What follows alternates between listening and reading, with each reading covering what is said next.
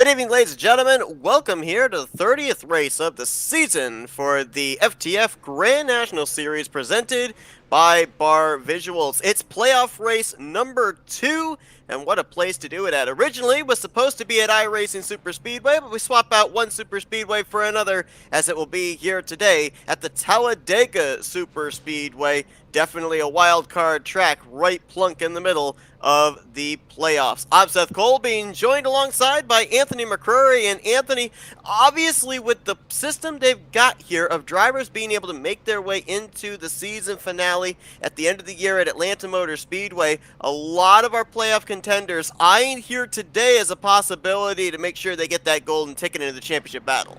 Absolutely. This is one of the tracks that you can go at and basically control your own destiny. There's, high speeds, you have the super speedway aspect, and it also can be a place where you can lose everything. We've seen lots of championship contenders get into a Talladega race and then find themselves going the wrong direction and possibly even going out of the event early entirely. So it's one of those lottery tracks where you can have a great run, or you can have a really terrible one. But having it be in the middle of the season, that, like you said, definitely one of these places that we're going to see a lot of these drivers make their way up to the front and try to get one of those the golden tickets stamped. But they've got a long race ahead of them, 76 laps here tonight. Take a look here at the starting lineup for tonight's Speed Visions 200. Leads the drivers that have taken time, as there will be 39 drivers that will take the green flag. Now, if you didn't join us for the first playoff race last week at Las Vegas, let's quickly explain how the playoffs work here in the Grand National Series. Nobody is going to be able to theoretically win their way in terms of taking a checkered flag. Actually, no. Let me double back on that. So there is an opportunity for drivers to be able to win their way in, but 2 drivers are guaranteed to make it into the playoffs through points. That'd be the drivers that are top 2 in the stands that do not have a victory. Playoff drivers that do have a victory, they will obviously make their way into the championship battle. But what I was going to say, and I kind of tripped over my own words, is if you are the highest Grand National Series finisher here tonight, regardless of if Cup regulars come down here and they finish in the top 3 spots, if you finish 4th, you technically get the Grand National Series win, and you end up getting your way into the season finale at Atlanta. Last week at Las Vegas, we had Brian Mercurio, a Cup Series driver, win the race. It was Jordan Worth who was the highest Grand National Series driver, and he is not battling for the championship. So he basically took away any opportunity for a driver to get that, quote, victory and lock themselves into the championship battle at Atlanta Motor Speedway. So that's something we'll keep an eye on here tonight. Another thing that we have to touch on real quickly here, Anthony, as we get ready to go to green. So far here this season, 3 Super Speedway races, all 3 have been won by Grand National Series regulars. We'll see if we can go a perfect 4 for 4 as pole sitter Seth Knoll gets us underway.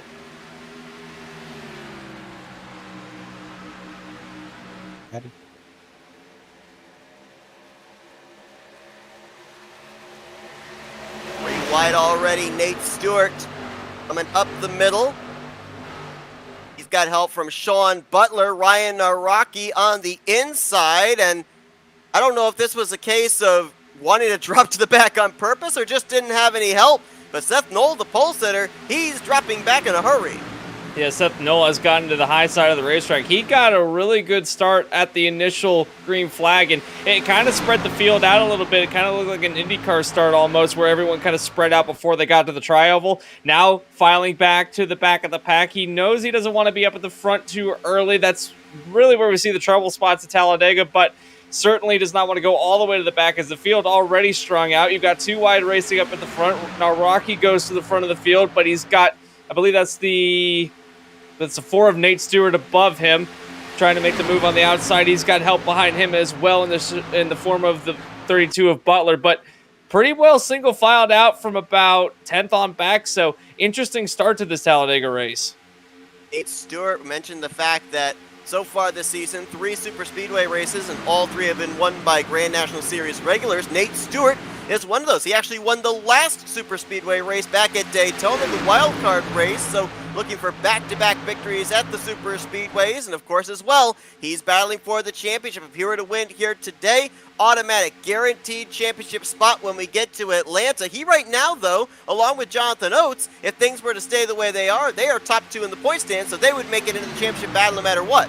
Absolutely. So they want to keep the momentum going into Talladega. If they can keep it up, then they're going to have some pretty big good points heading into our next race. And you never know, that could end up being a championship run. Jonathan Oates, come to talk about him, is running in ninth. He's at the back end of this pack, trying to make his way through the field. I believe he's on the inside line as of right now, that yellow car on the inside line. We got a guy dropping back below him. That, I think, was Nate Stewart. Led his lap, and now he's going to the back. Going back where there's some safety. Yeah, I wouldn't want to be running around at the front of there. These cars, you can't... We talk about how these Grand National cars, you can't really bump draft in them. You can, but it's kind of dangerous the way that the front end and the back end line up. So, don't want to be pushed in any sense, and a smart move to get to the back of the pack. But still, side by side, Butler now takes his turn at the front. He's got help from Rich Jameson on the top side. Casey Nemitz, the 14th, third car on that top side. Down the bottom, now Rocky continues to hug the WL line. He's got Brandon Hawkin, a former two-time winner this season from the Grand National Series, behind him. And then the 22 of Jack Painter, third on that inside line. Now we got a third lane forming. Nemitz jumps up to the high side. He's going to pick up, I believe that's Noah Carmichael in the 49. Now Carmichael bails out, goes back to the middle. And in the middle, going to try and make some momentum. Looks like that no one is going anywhere on the high side, as Nemitz is going to be left all alone. Going to get shuffled back into at least the 11th spot, perhaps the 12th position. Now he's going to try and regroup, get to the inside, or perhaps he'll fall back to the rear of the field. Now we've got still at the front the side-by-side battle, a third line forming now on the high side. I believe that would be Freilich on the outside that's trying to get the run going, or is that somebody else? I believe that would be the oh no, you're correct. That is Freilich on the top side there.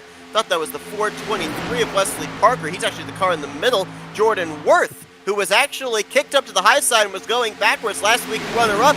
He's the one now that's trying to help push that 80 on that extreme outside line. 3 wide for second place. There's a big run up on the outside line with just the two cars. It looks like they might have the momentum going down the tri-oval, the front straightaways that come out of turn 4.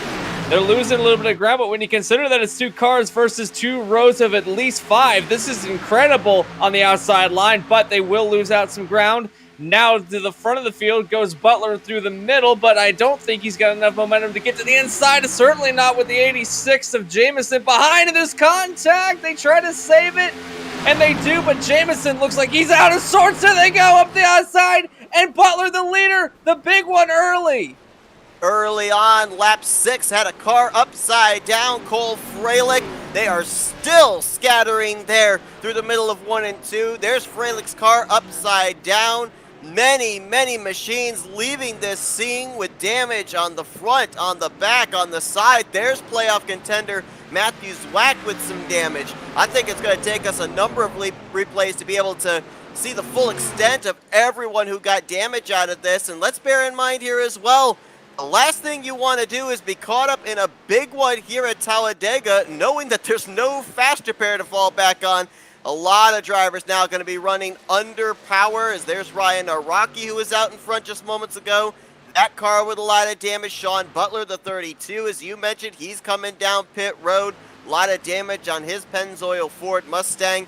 Let's go back and see if we can figure out just exactly how it all happened, but I think it's safe to say the 86 of Rich Jameson, he was not happy. That car was not happy being stuck in the middle line. Absolutely not. It started drifting side to side and then made contact ever so slightly, but it was just enough to send everybody up into the outside retaining wall. And I guess in a motorcycle term, it's called getting the speed wobbles, and I guess that's kind of what happened with the race car as well. The air just got unhappy behind cars here in the middle, so the air is flowing around and not enough downforce, and ends up, actually, it was contact initially with the 02 of Noraki that kind of set everybody up into the wall, because Noraki got bumped into, and then he went up into Butler, and then everything happened afterwards.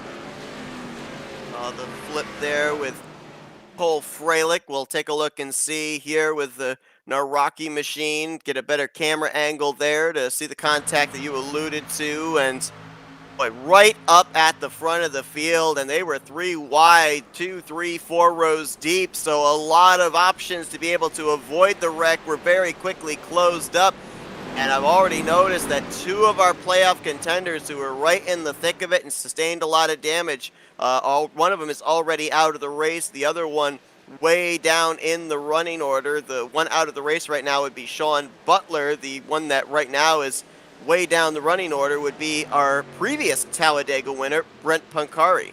Yeah, there's a few more drivers that are looking like they've decided to go behind the wall. At least one, Jordan Worth, has decided to take his car behind the wall. Not a playoff contender, but certainly didn't want to see his day end so quickly. Cole Freilich is going to be a driver that's still sitting on pit road, I believe, after waiting to get a tow. But a lot of drivers, a lot of damage, but considering how many drivers were behind, we were talking about how many cars would have been damaged, but I don't think we can cite more than about 6 or 7 because everyone behind was able to get on the brakes. And what I thought were some damaged machines, such as Nathan Rabida, Wesley Parker, Tyler Williams, Gary Waterworth, and the like, actually just got on the brakes and never made contact with anybody. So we might have gotten away with a much larger crash at the expense of some key contenders at the front of the field, but never want to go out this early in an event, especially lap 6 of 76. There was the better part of 71 or 61 laps still to go in the race, and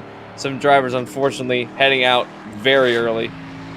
Thought I saw some damage there when the incident occurred on the back end of the NOS Toyota Supra of Matthew Zwack, but as we could see there with his onboard, he got through cleanly. Zwack, if he's not able to win tonight, would like to be able to gain some points on Jonathan Oates and Nate Stewart, the top 2 in the points standings. Zwack right now is only 5 points out of the points lead, currently held by Oates, and he's only 5 points, or make that, 5 points behind Nate Stewart, second in points, and he's 9 points behind Jonathan Oates, the points leader. So, as we know at Talladega, depending on how different drivers' day goes, a lot of points can be gained and a lot of points can be lost. Absolutely, and right now we're looking at a couple of drivers that are definitely on the losing end of the scale, but for all of that, there are some drivers who are still running up pretty high. I'm trying to look through here and see. Our top 10 has completely changed after the incident because we've had a lot of the top 10 contenders go out, but some have moved up, some have not.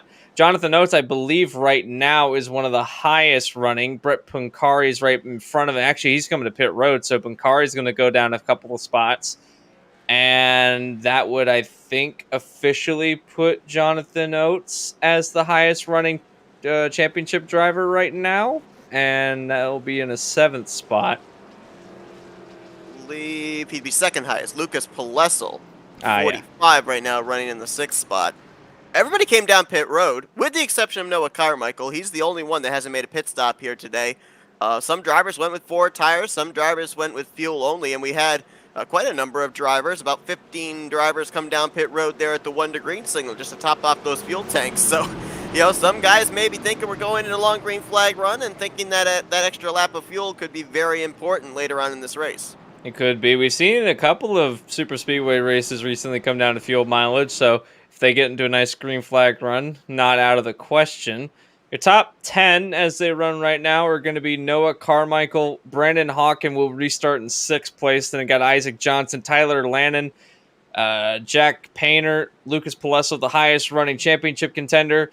Jonathan Oates right behind him, the championship points leader right now. Tyler Williams, Edwin Mendes, and then Wesley Parker. That will be our top 10 as we go to green very shortly. So what we gathered in the first 10 laps or so, we'll make that the first 6 laps really, was these cars, they can get spread out, but then they immediately come back together. And when they do come together, it's really difficult to get off of each other because we saw 2-wide racing turn into 3-wide racing. Then we saw all of that 3-wide racing end up being a pretty big problem for some drivers in the middle of the track specifically.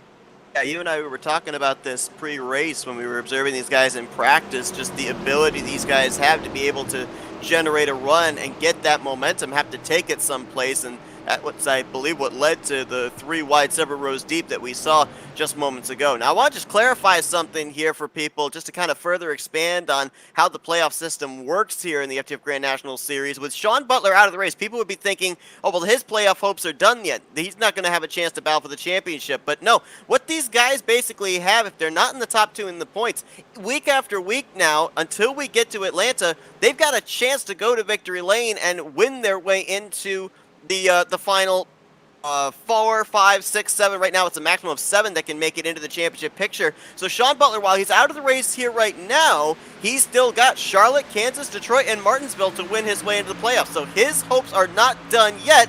Obviously, though, not going to get the finish he wanted here today at Talladega. Absolutely not, as he will officially retire in 38th position, as the rest of these drivers have gotten back under green. Carmichael in front. Driver on the outside will be, I believe, Brandon Hawken. He didn't have any help, but now he will have some help behind him in the form of Palesel, I believe that is.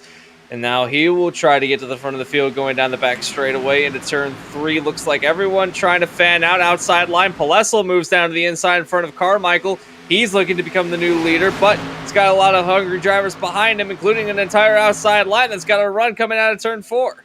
That's a big move by Lucas Palesel, but he didn't have Carmichael directly behind him, so the momentum's going to be in the middle line, and for the moment, Brandon Hawken looks like he will be the one to come around and lead this lap. Here comes Matthew Zwack, though, with a big run on the top side. He almost sniped that lap away. He's got help from, I believe that's Omar Diallo on the top side, so a couple of 18 machines nose to tail. The two cars are trying to link up together. There's a bit of a bobble from Diallo, but gets back up to the back end of Zwack, down the back straightaway, linking up.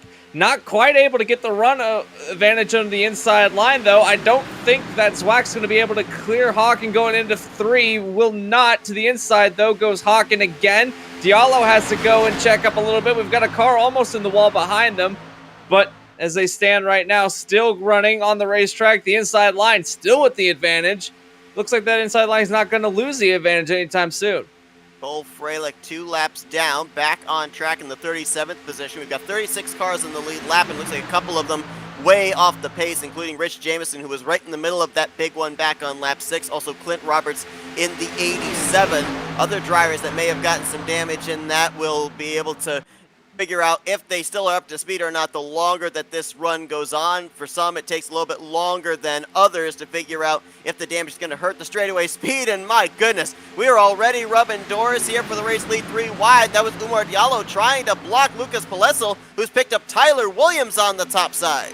And that outside line trying to get some momentum. 4 cars on the outside as 3 cars break away on the inside, trying to get away from the middle line. And if they can do that, then they'll form a super middle line and potentially walk away. But as I say that, the middle line, consisting of 3 cars, is caught back up. Has now got to run as the outside line fizzles out down to the inside. And that's kind of what we've been seeing the last couple of laps, whereas the drivers, other than on the inside, they'll get linked together, get a good run, and then all of a sudden break apart and then fall back. So I think it's going to be like that pretty much all night long, as Zwack has officially gotten to the lead. He's got Hawken behind him. To the outside, though, goes Diallo, the guy that was pushing Zwack. He's got guys behind him, such as Jack Painter and I believe Tyler Landon on the outside. And if you look back there just inside of the top 10, you'll recognize the purple, black, and white number 62 of Brian Mercurio. He was in the 44 when he took the checkered flag last week at Las Vegas, back in the 62 for Speed Incorporated, and he's trying to look for another victory, which would be his 5th win on the season, and trying to get his first Super Speedway win here as well in the Grand National Series. Is up front, you've got about 6 cars on the bottom, 4 cars on the top, but that top side still hanging even with the inside line.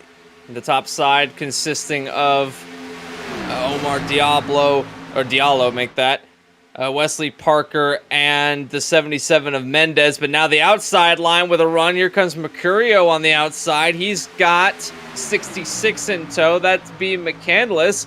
I don't think we've talked about Blake McCandless all day long, but all of a sudden we find himself running up pretty much in the top 10 right now in 8th place. He's got a good run. I think he might be a contender for later on in the race. Blake McCandless making his 2nd Grand National Series start on the season.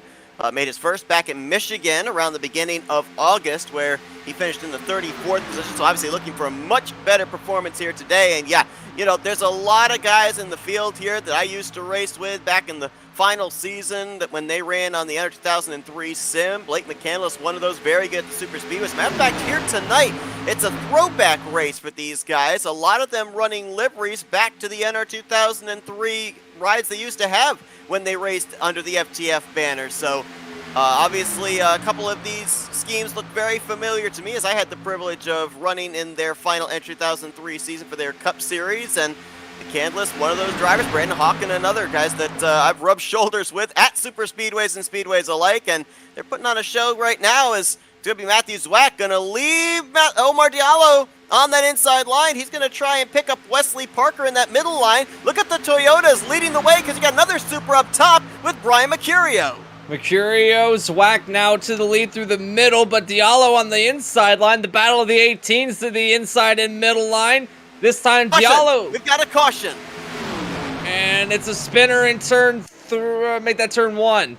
Casey Nemitz and pole sitter Seth Knoll have gone around down to the infield grass, and might have gotten away with one here, as I only see those two machines.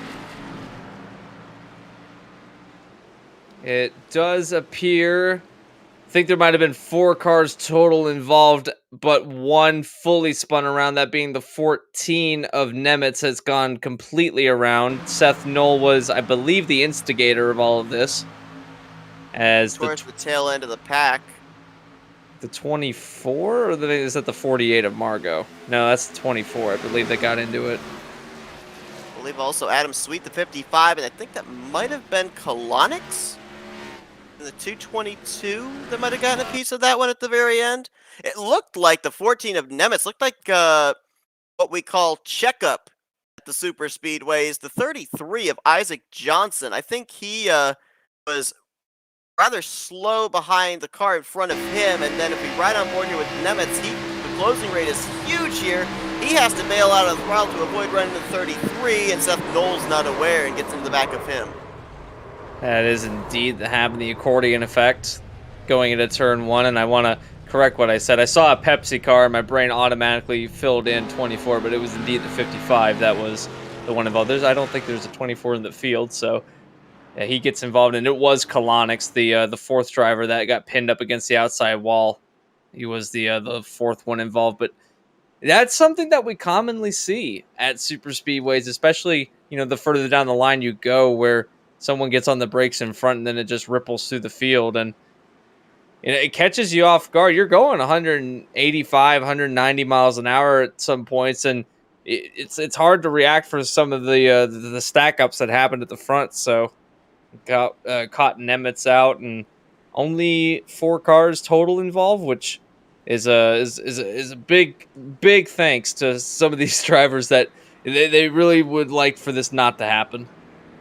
Umar Diallo having a little bit of fun there under pacing before eventually bringing a majority of the field down pit road. Looks like the free pass is going to go to Rich Jameson, who lost a lap there under that green flag run. So 35 drivers right now will be on the lead lap when we go back green. 4 drivers stay out. Spencer Ray, Jake Poulin, Lucas Palesel, and Andy Margot. So right now they would be the top 4 on this upcoming restart. And Alex Kolonix out there involved in that incident. He, of course, was up here in the booth in the wild card race at Daytona. And, looking in the driver chat here this evening, a lot of guys here are not battling for the championship. They see Talladega as an opportunity to be able to pick up a victory. But in the case of guys like, Brian Mercurio, Alex Kolonix, guys that really even aren't battling for points, they're just out here to have some fun, some super speedway fun.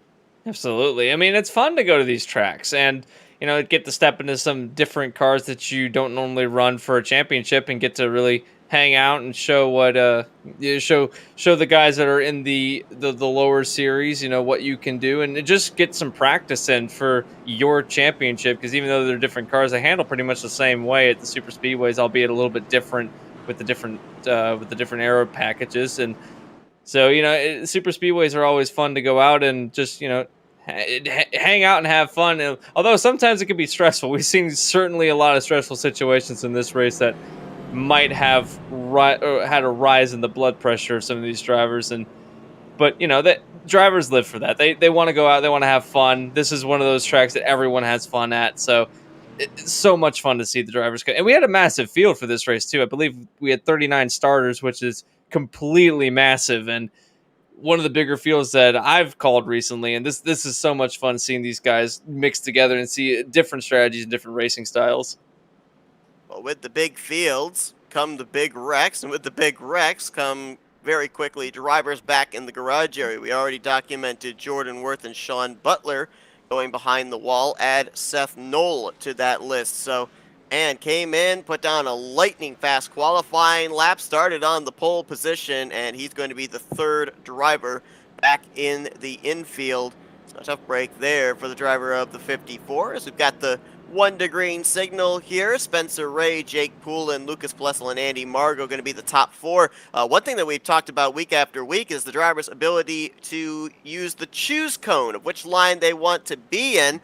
Since we're at a super speedway, there is no choose cone rule. That takes away the ability of drivers to be able to line up with teammates, friends, manufacturers, things like that. It kind of has them have to strategize as soon as that green flag comes out to be able to find those alliances. So you will not see anybody swapping from the inside to the outside or vice versa at any point during pacing. They'll all line up according to where they are when they get that 1 to green signal.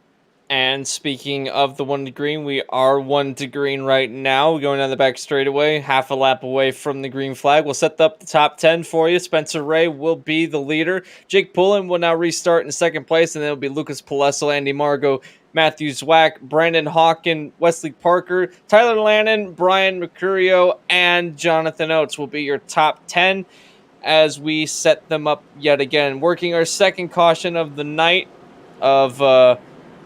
still fairly early on in the race.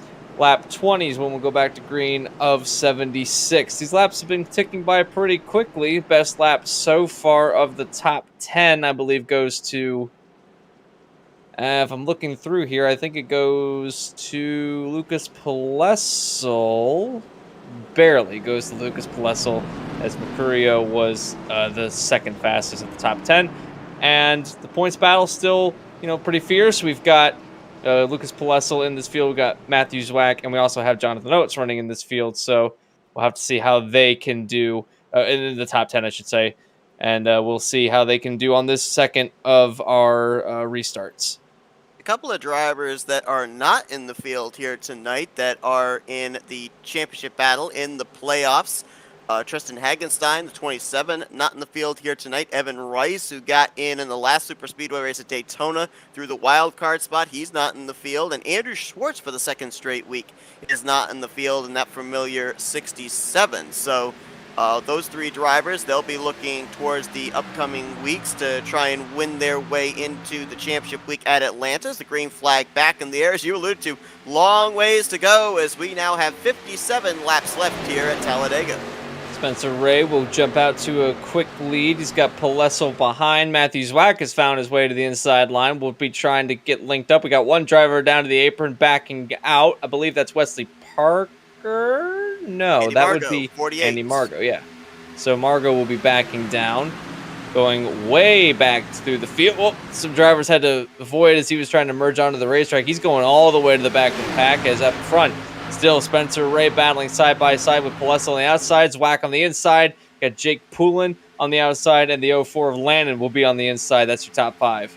Jake Poulin, that 00. Mentioned the fact that we had 3 Grand National Series drivers win the 3 Super Speedway races. We saw Daytona winner Nate Stewart up here at the beginning of this race, and the winner of the season opener at Daytona was Jake Poulin. So he, Brett Pancari, and Nate Stewart all trying to be multi-time winners at a super speedway this season. For Jake Poulin as well, big opportunity for him to be able to win his way into the championship as he came into this race out of the 12 championship drivers in the 10th seed.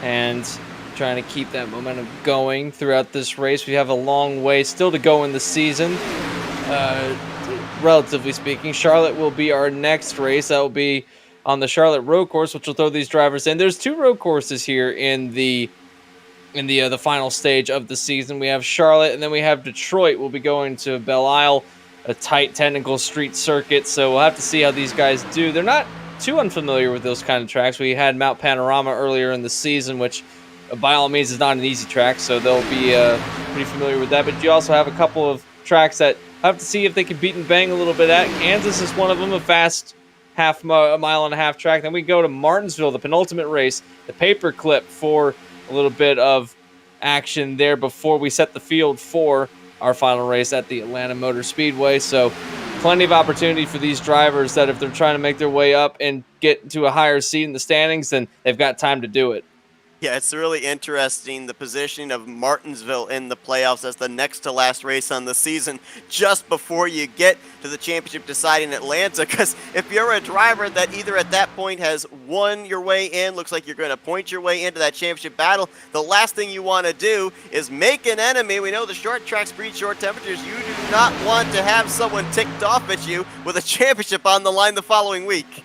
Absolutely not, especially at, like you said, at Martinsville, that track, you can really get some revenge on the drivers. We have a couple of them now ducking down to the inside, going to the back of the pack. That would be Mercurio. We'll make that Palessel's one of them. And Diallo? No, Diallo's not doing that. Matthew's whack. He's whack. That's two playoff drivers there as well. So interesting strategy on the part of both of those drivers. Maybe seeing the 3 wide, 4 rows deep, much like we saw prior to our first caution. That might be what kind of put in their head, hey, let's not have our race cars torn up here. Let's get to a safe haven. If something happens, we want it in front where we can do something about it rather than be right in the middle of it. Absolutely. They want to ride at the back of the pack so you don't have too many things happen to you. And guys, again, I got a long way to go, but yeah, Martinsville, definitely one of those tracks that if you want revenge, you can easily get it at Martinsville. A slow track by comparison to the other tracks. We have more drivers. Mass migration to the bottom. Spencer Ray goes down there. I think I saw Jake Poulin jump down there. Everybody wants out of Dodge. Dalton Cowden drop into the back. All right, place your bets. How many drivers duck to the back of the pack next time around? That was 3. I'm betting there's going to be at least another 2 that might do that. But, you know, it's funny because they'll do that and it just cycles back around till they'll build up a pack behind. So you just kind of repeat the cycle. So I have to see what happens. But all of that, the 62 of Mercurio's gone to the lead now. And you've got Candelas in the middle. I think he led that lap. And we'll now be in a 3-wide situation for the lead of the race. I don't blame those drivers for backing out because this looks pretty treacherous. Edwin Mendes in the 77 up there on the top side, leading, I believe that is Isaac Johnson in the 33. Blake McCandless clears for the top spot. He'll tuck down in front of Brian Mercurio. You've got Matt Spalding in the 47 just behind them. Third on that inside line. Middle line right now, it's Omar Diallo. He's got Jonathan Oates and Tyler Williams helping him. And, you know, we see those guys dropping to the back on that back straightaway. That's not exactly an easy thing to do because I think you alluded to it with a couple of drivers that dropped back early. The ability to then make sure you safely merge back up into traffic when you get over to turn 3. Yeah, we saw earlier where someone tried to do that and actually was going about the same speed as everybody else down the back straightaway and then found themselves in a bit of a hardship trying to actually get back onto the racetrack, found themselves all the way in turn 3 before they were able to merge back onto it, and it was just barely. So you don't want to have that happen as another driver now backing down. I believe that's Dorman that's going to the back of the pack this time. And he will be in a similar situation. He had space. That was exactly the point. That is something that you don't want to have to flirt with because if you're still in a bit of a pack with other drivers and they don't want to move up the racetrack, then you're going to find yourself having to feather the throttle through 3 and 4 on the apron, and that could lead to more problems than it will lead to benefits. A little bit of deja vu from Daytona earlier on this season, that wild card race, because myself and Kalanick saw a lot of damaged machines still be able to stay up in the lead pack and be competitive. Look at that 0-2 of Ryan Araki back there, just outside the top 10, unofficially in the 14th position. The entire front end is gone. The grille is completely exposed, the motor exposed, and yet he still is up to speed. He's got Justin Malello behind him helping him push. That car is still capable of getting up here, at least finishing inside the top 10. Maybe not necessarily leading a line out in front, but as long as he's got drafting help, that car still seems to be up to speed. And not a winning race car by any sense, but valuable points could be grabbed here, so might be able to keep that alive, and that's probably one of his motives, I believe. I think he's in the championship hunt. Yes, indeed. He's indeed. So I definitely want to be able to keep those points going into our next race. And that's kind of what it is that the never die attitude you can have a torn up race car, but as long as you can get out and turn laps, then you've got a chance. And with the way that we've seen some of these races go, I wouldn't put it past him to potentially have some good fortune fall his way and potentially get a top 5 if he's lucky. Got Painter in the 22, going to be the latest of those to drop towards the back into a possible safety haven. As they're 3 wide there. That's Isaac Johnson in the middle, Carmichael on the bottom, and I couldn't tell who that was on the top side of that. Might have been the 04 of Tyler Lannon, as he'll tuck back in line. Up at the front, though, relatively calm. We've got some side-by-side for 4th, 5th, 6th position, but nobody really forcing the issue nearly as aggressively as we saw about maybe 7, 8, 9 laps ago. Absolutely, everyone trying to mind their business as we got a car merging on the inside. That's the 14, making his way back on towards the circuit. Nemitz has been on pit road a couple of times recently. I'm not sure if they're trying to get that car repaired or in some sense of working, but he's now back on track as Mercurio is going to be heading the field. Now, there's got a problem up at the front, and they're going to catch him really quick. That's a lap machine. I don't think they're going to have too much problem, but that is a very slow machine running at the top of the field, and if they were 3 wide going through there would have been no room on the racetrack. I don't know if they've got a minimal speed limit here, but that's the 86 of Rich Jameson, who is way off the pace for sure. That car might be running on limited power, and he very quickly was blown by the rest of the field.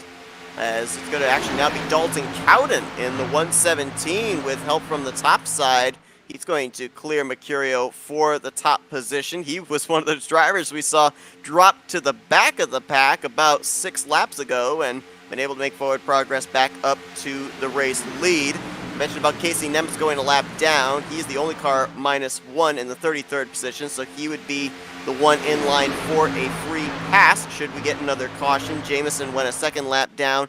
Cole Freilich right now still running 8 laps down back in 36, but he's a couple of laps away from picking up a spot as Blake McCandless going to go to the apron there in the tri-oval. I don't know if this is an attempt to drop back or not. It's not an easy place to keep your car down on, especially through the center of the tri-oval, but we do have another driver out of the race, and that's going to be Clint Roberts. So he will more than likely the next couple of laps lose 35th to Cole Freilich. 36 is probably where he will officially finish here tonight. 35 drivers running, 32 of them currently on the same lap as the race leader, well, either Cowden or Diallo. They're kind of deciding that out here on the back straightaway.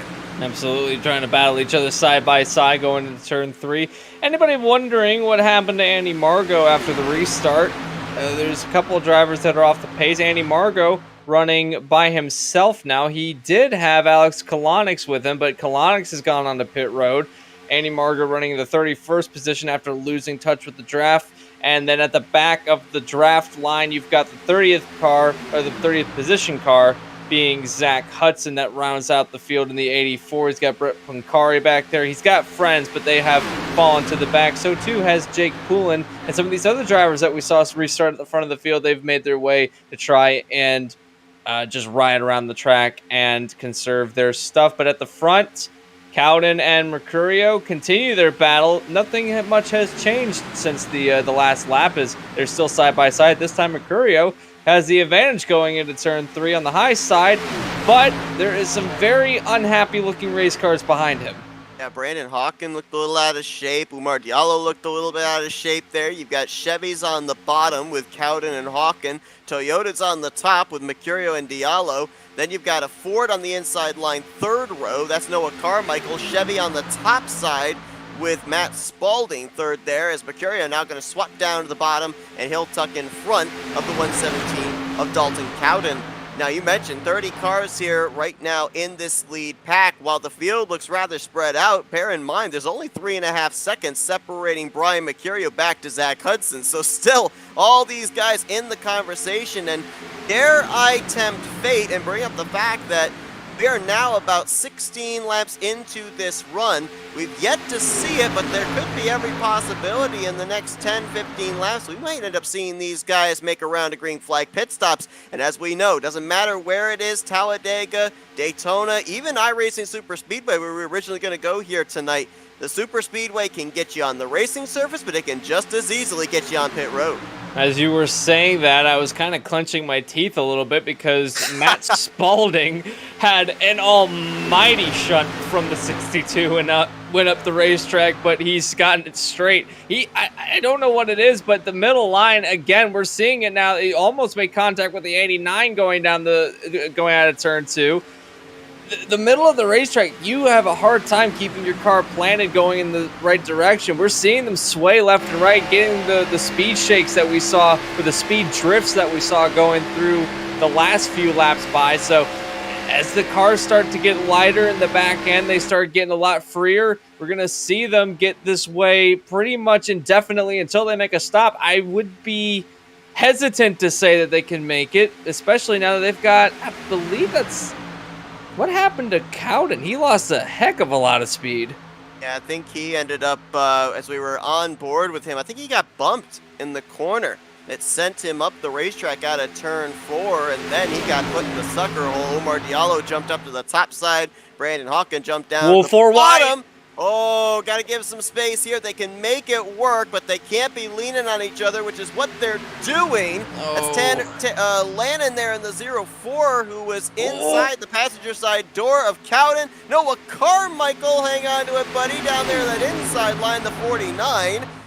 Well, you can unclench the teeth for the moment. They all made it through, but my goodness, a couple of near moments there for our top drivers as Matthew Zwack goes back to the point, and now it's the 18 versus 18 show again as Dalton Cowden, make that correction, Omar Diallo gonna cross over Zwack at the start-finish line. Mercurio going to push Diallo on the inside line, and I cannot believe that they were able to make a 4-wide situation work. They were going down the back straightaway and had settled at 3-wide before then, now 2-wide racing.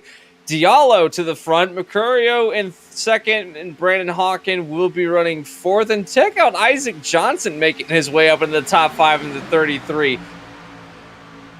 Great run there for Isaac Johnson, who started up towards the front and he was up inside the top 10 in the beginning stages of this race. We saw him then drop towards the tail end of the pack and has now made forward progress once again up inside of the top 5, running there behind Brandon Hawkins in the 89. They're about to catch the slower machine of Casey Nemitz once again. They'll put the 14 car another lap down, so he will be 2 laps down to the race leader. That takes him out of the ability to get a lucky dog and get back on the lead lap, although he is still in the free pass position as things run. And another driver back in the garage area, Alex Kolonix in the 222. Looks like he's going to be finishing 35th here today, and before all said and done, he may be joined by a host of others as there's still 40 laps to go here at Talladega. Andy Margot now about to go a lap down to the leaders through 3 and 4. He was leading the race at one point on the last restart. He's now fallen back to a lap down, which would put him right now, I believe, in the free pass spot as he's the only car lap down. That's Carmichael. Man. Hard hit, multiple cars involved.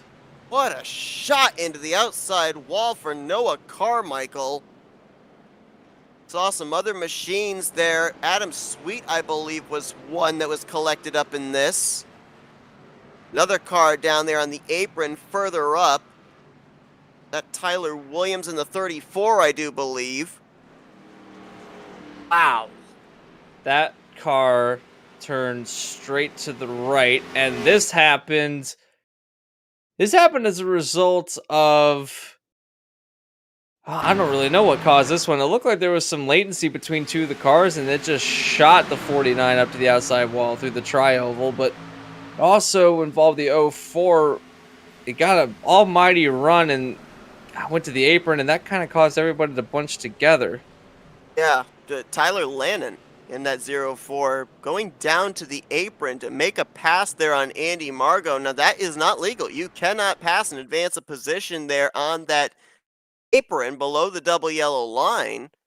And I think what happened in that situation, Andy Margot was not expecting a car to be down there. He was moving up to give room to Tyler Lannon, and in turn didn't realize that he had Noah Carmichael directly to his right and just shoves Carmichael up into the wall. Brent Pancari got a piece of that, and there you see the hard shot front end of the 55, that Pepsi Chevrolet of Adam Sweet. That's the second time Sweet's been involved today with an incident, and Carmichael came down the racetrack and absolutely doored the side of, I can't quite tell, is it the 19, I think that Yes, is? I think you're actually right. I called it as the 035, but I think you're correct. It was actually the 19 of Spencer Ray. So Spencer Ray gets some right side damage from the back end of Carmichael's machine. Yeah, poor Sweet again finds herself in a bit of a bother going this time through the trial, and I believe that might be enough to take him out of the race if all said and done. Noah Carmichael sits on pit road. I'm surprised he was able to get that car fired and just pull off, but he's getting damage repaired now. I saw As the smoke coming out from underneath that machine. That pretty much spells the end of your day at any super speedway. absolutely. So he's set on the pit lane. A lot of drivers getting some damage repair, taking some opportunity that some of these drivers got some damage earlier on in the race, and now they're getting some repairs. Nathan Rabideau's one of them. He's going to come back on. Adam Sweet still getting his damage repaired. That car's undoubtedly done. Nate Stewart getting damage repaired, an extended stop on pit road. He's coming out. You've got Justin Malello. Not sure why he's got an extended stay on pit road. I don't think he made any major contact, but he's stuck. And then Lane Tidwell is sitting on the pit lane.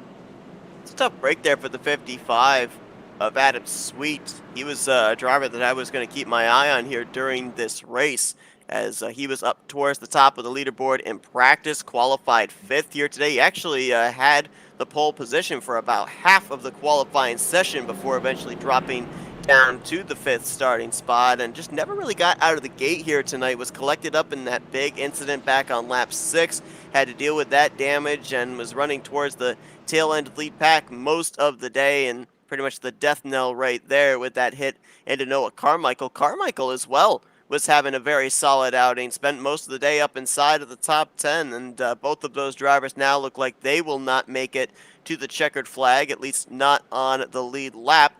Another driver that will not make it is, interesting here, Brian Mercurio. Would have been the one to lead us back to green, but he's back down pit lane. I don't know if this is a strategy call to top off the fuel tank or not, but not running for points. He's just out here to win, and that might be a race-winning call depending on what happens in these final 40 laps. Someone else that was a lead protagonist earlier at the before this caution came out was Omar Diallo. He had an extended stay on pit road and just barely got out in front of the safety car, and I don't know if he'll get hit with a speeding penalty on the way out, but he spun the tires awful hard, and then they grabbed grip and shot the 18 out of his stall.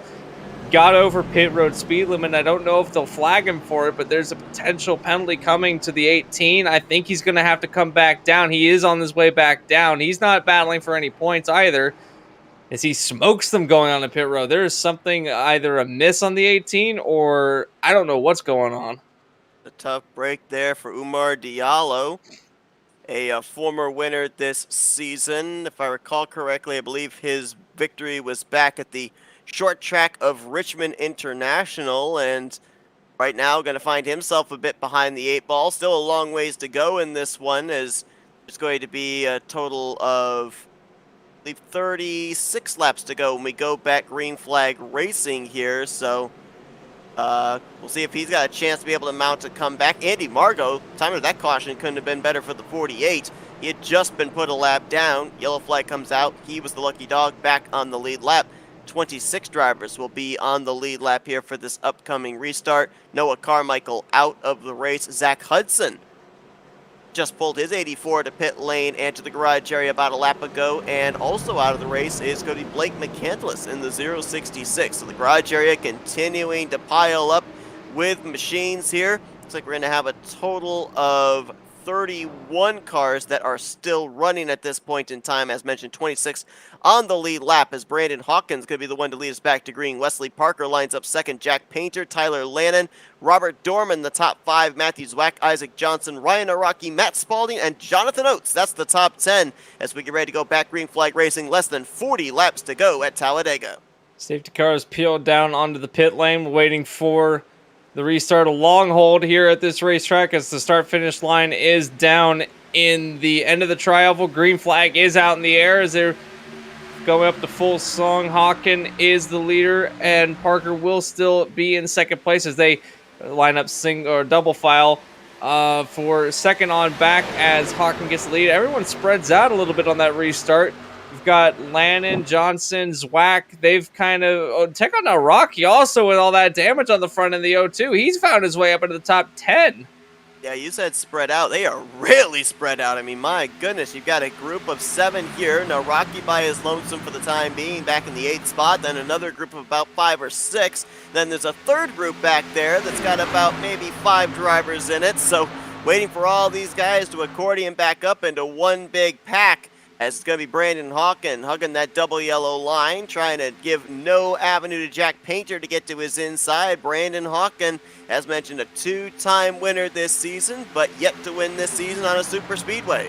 As a single file out in the top 4, battle being back. I believe that's Lannon's whack.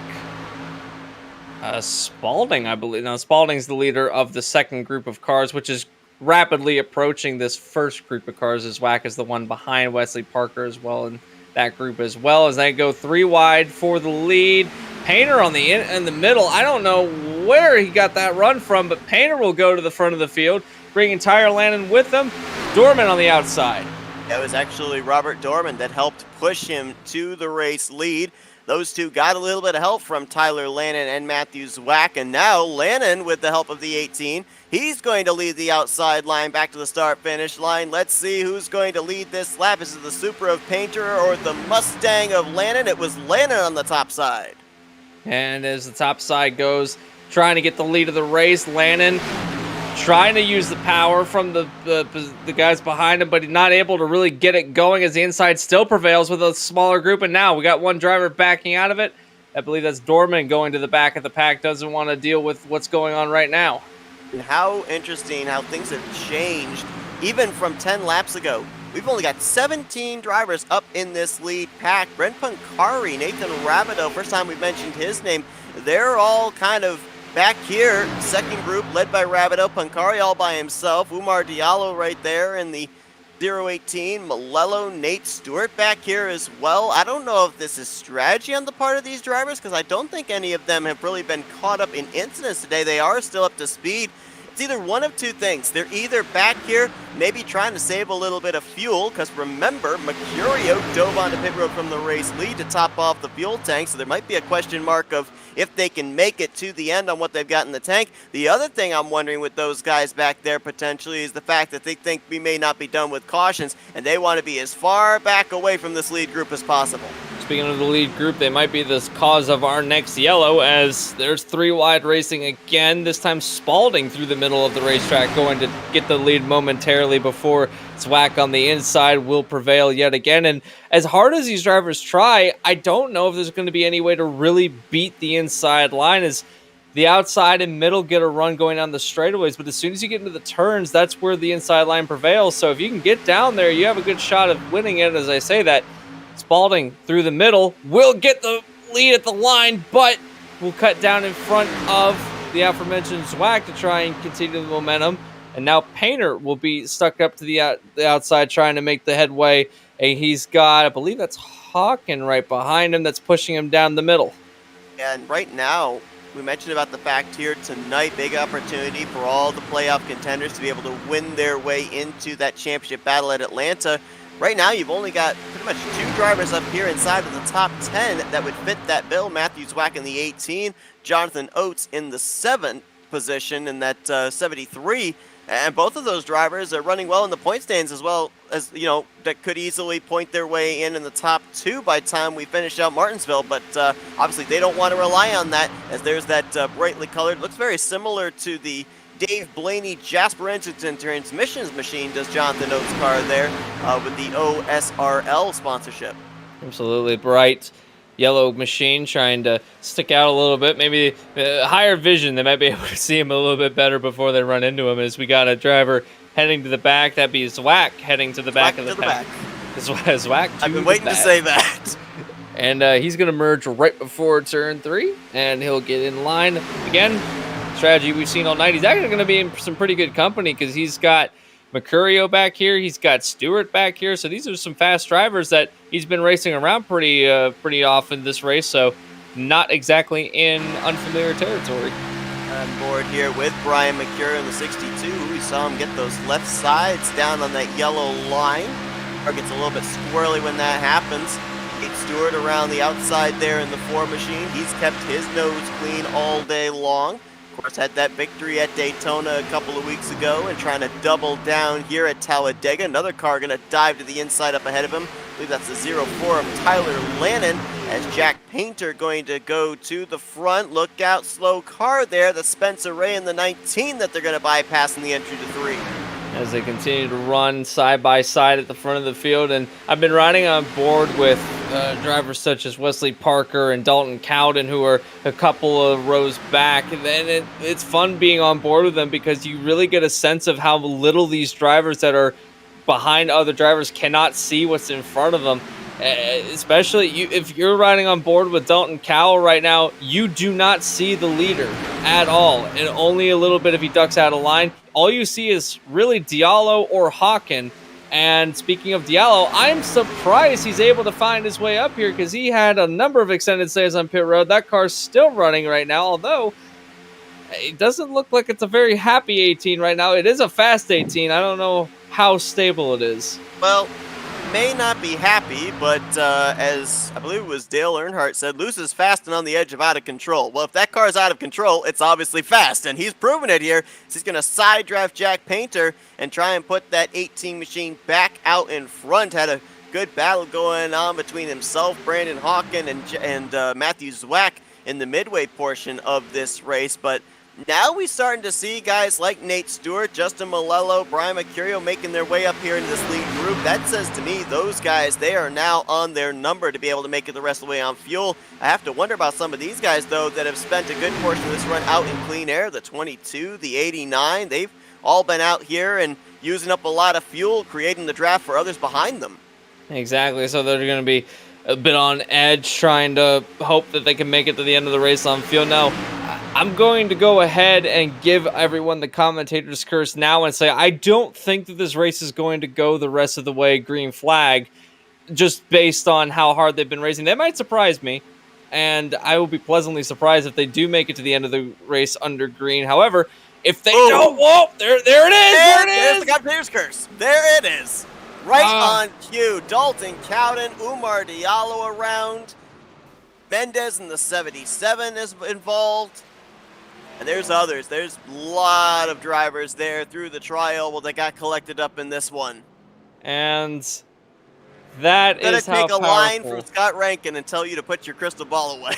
That is, I didn't realize how powerful that curse was, but that is unfortunate. That was at the lead of the race, and it again involves the 8. Well, it doesn't again involve the 18, but Diallo, all that position he made up, gets to the lead of the race, and now he finds himself a very damaged car. There's a lot of damaged machines as a result of this one, and it started at the lead of the race.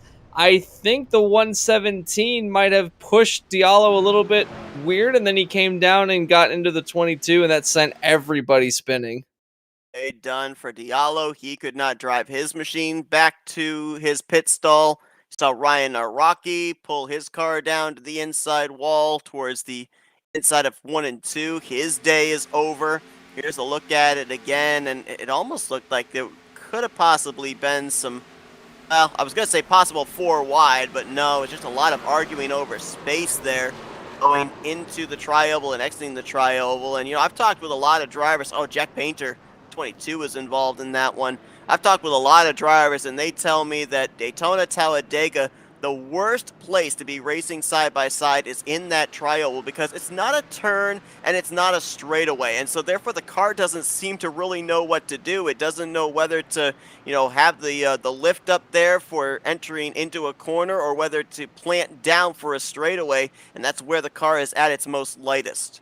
Absolutely, and that was right at the end of it where the car is kind of merging back down onto a flat surface, and that is one of the worst places to get a shunt from somebody. And I don't know if you saw it. I don't know if you followed them all the way through, but both both Painter and the 0-2 took a incredibly hard shot into the inside wall going through into turn 1. That they both turned down. Naraki and Painter both turned down and hit extremely hard. And then that tore the front end off of the 46, I believe that was who got his front end turned off. That'd be Dorman. So a number of drivers involved here. Ooh, there's another driver there. That's the 04 of Tyler Lannon. As we saw with that onboard with Jack Painter that was involved. Let's see how he got a piece of this incident. Wreck's already happened. Oh man, Jonathan Oates, nice avoidance there. And oh, Naraki, you talked about the 46 tagging the 02. Well, it shot Naraki back up into the path of Tyler Lannon, sending him into the outside wall. That's, you try to get on the brakes and you try to predict where the guy's going to be, but sometimes you just get caught off guard. Dorman saw that whole thing happening and couldn't do anything about it, and then that ping took Naraki up into Lannon, and that he couldn't do anything about that. So a typical super speedway chain reaction, and man, it's hard for these guys late in the race, especially when you've been gunning at it and you know that it's getting down to crunch time, and then all of a sudden you find yourself leaning on each other, and then you have a massive crash at the front, and it takes a lot of the guys even at the back of the pack out of it. Well, Edwin Mendes is going to be our new race leader. Mendes is making his 4th start on the season. And so far this year, in the 3 starts he's made, he's only had 1 finish inside of the top 20. That was a 15th place run at New Smyrna.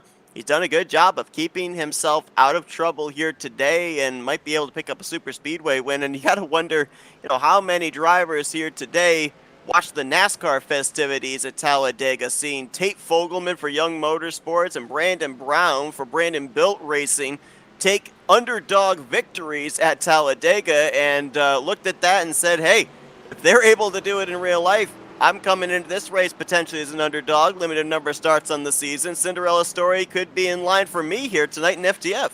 Absolutely. And then he's got a lot of damage on the back end of his car, which does not mean anything at all, because we saw that Naraki was able to stay on the racetrack even with his front end torn off and was still competitive. So we'll have to see what Mendes can do. He has been involved in a couple of shunts earlier on. You've got Matt Spalding to his outside, which is another driver that I wouldn't really consider to be a driver that you would pick out of these drivers to go to a victory, but he's running up in the top 2. Great run for him as well. You've got Brandon Hawken. You've got Lucas Palesel behind. Palesel, out of everybody, is kind of sitting pretty nicely because out of all the championship contenders, he's had the least amount of things happen to him. He has indeed. We are going to be closing in on 20 laps to go. It'll officially be 24 laps left in this race when the green flag comes back out. Edwin Mendes, the race leader. Spalding second. Hawken, Palesel in 3rd and 4th. Malello, Justin Malello, up here now inside the top 5 and 5th with Wesley Parker 6th. Kyle Lawrence short right now in 7th. 8th is Nathan Rabideau. David Cabrera in 9th, and 10th is Jonathan Oates. I think there's like 4 or 5 drivers right there. First time we've mentioned them here tonight, and it's when it counts. And that's just how the strategy plays here at Talladega. A lot of times, the guys that you don't mention in the first half of the race, it's usually a good thing because they're keeping themselves out of trouble. Next thing you know, they're up here with a chance of taking that checkered flag.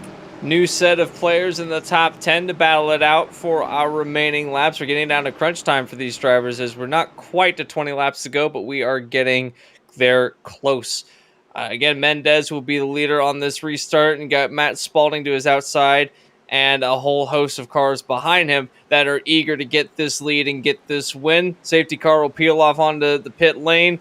We'll get set to go back to green flag racing, waiting for the flagman to throw it out. Waiting, still waiting. And I think they're still waiting. It's a long hold this time around, and they're going to get all the way down to the line before they get going, and the green flag is officially out. Everyone's stuck with everybody this time. I'm not certain. It looked like there was a little bit of confusion towards the back of the pack of who was supposed to line up where. That might have led to why the green flag came out as late as it did, but nonetheless, back under the green flag with less than 25 to go. Spalding's got Hawken on the top side. Woo! Car down that inside. Wesley Parker getting a little bit loose as he pushed up the racetrack, and that's going to hurt that inside line. Spalding to the point. Hawkin to second. Malello follows in third. Mendes' car does not look like it's up to speed, as there was a lot of shunting going around, but everyone singles it out. Matt Spalding gets to the inside, Malello to the inside with him, and then Hawkin will be trying to slot in line, and he will do it just in front of Mendes as they rally through down the front straightaway again. Now to the outside goes Malello, not waiting around. He's got help in the form of Hawking. Malello, Brandon Hawkin hooked up nose to tail. A Chevrolet pushing a Ford. Wesley Parker back behind them, third on that outside line. No help for Matt Spalding on that inside line. He now has Edwin Mendes with him, but the inside line can just not seem to generate the speed that it did earlier on in this one. Keep an eye on the Toyota Supras hooked up there. That is the 18 of Matthew Zwack, the 62 of Brian Mercurio, and here comes playoff contender in the 12, Gary Waterworth, now up inside the top 10. First time I think we've seen Waterworth this high up running, so he's now made himself a presence into the top 10. You got Mercurio to the outside trying to get back to the lead. We saw him drop back earlier, and that proved to be a good decision. Now trying to know it's crunch time. You've got Zwack in front of him going to the lead of the race, and this is great news if you're a Zwack fan, because he has had a fast car all night long. Wouldn't count him out for a contender for the win of this race. Remember when I mentioned about 20 laps ago that only 2 drivers of our playoff contenders were up inside the top 10? Now 50% of our top 10 are made up of playoff contenders. You've got Zwack, Gary Waterworth, Lucas Palesol, Nathan Rabideau, and Jonathan Oates, all of them inside the top 10 trying to win their way into the championship round in Atlanta. And out of this top 10, you've got a few drivers that we haven't really talked about all day long, but they're a very large threat to take this win away. You've got Justin Malello, one of those drivers that might get a victory here tonight. Wesley Parker, one of those drivers that we haven't talked much about tonight, but he's running up here in the 6th position on the outside line. Matt Spalding, who restarted up on the front row, he's now gotten his way to the, I believe that's the outside line, the 4th car on the outside line, trying to get around. And behind him, you've got Nathan Rabideau in the 93 that I believe is the first time we've seen him inside the top 10. Nathan Rabideau came into this one inside of the playoffs in the number 5 seed. Only 11 points out of the points lead as well. There's a lot of guys up here that are going to look for at least decent points days if they aren't able to pull off this checkered flag, as Brian Mercurio now going to go to the point. But look at that top side, Gary Waterworth. He's got Wesley Parker shoving him. Those two look like they might be dead even going into 3, maybe not. A little bobble there by the 12. And a little bell bobble that ripples through the field as we have Malello ditch down to the inside line, get a couple wheels off the racing surface, but everyone settles it out as they fan out 3 wide for the lead. Up top, you've got Waterworth, and he's not going anywhere fast as he's got no help. Mercurio down the inside is going to keep the lead. Zwack on the middle. And if that was trying to make an attempt on Waterworth's part, he was trying to get somebody to go with him, and nobody did. But if he had somebody, you would think that he would have been rocketed to the front, but he's going to get shuffled back into, right now, 8th. Make that 9th as Lawrence Short's going to go underneath him. That was Jack Painter in the 22 that you just saw the race leaders go around. He is still out there on the racetrack trying to salvage the best finish he can, right now running in the 24th position, 1 lap down. Dalton Cowden also back on track, 1 lap down in 23rd. The only driver that retired out of the race from the last incident we had there through the tri-oval was Omar Diallo. He will finish, looks like, in 31st here today. But you look here, and this is your lead pack. From Justin Malello back to Brent Pancari in the 035. Your top 13 are your lead group. You've got to then go back about 1.5 seconds, 2 seconds before you find the next driver, which is Jake Poulin, who's leading a group of about 4 or 5.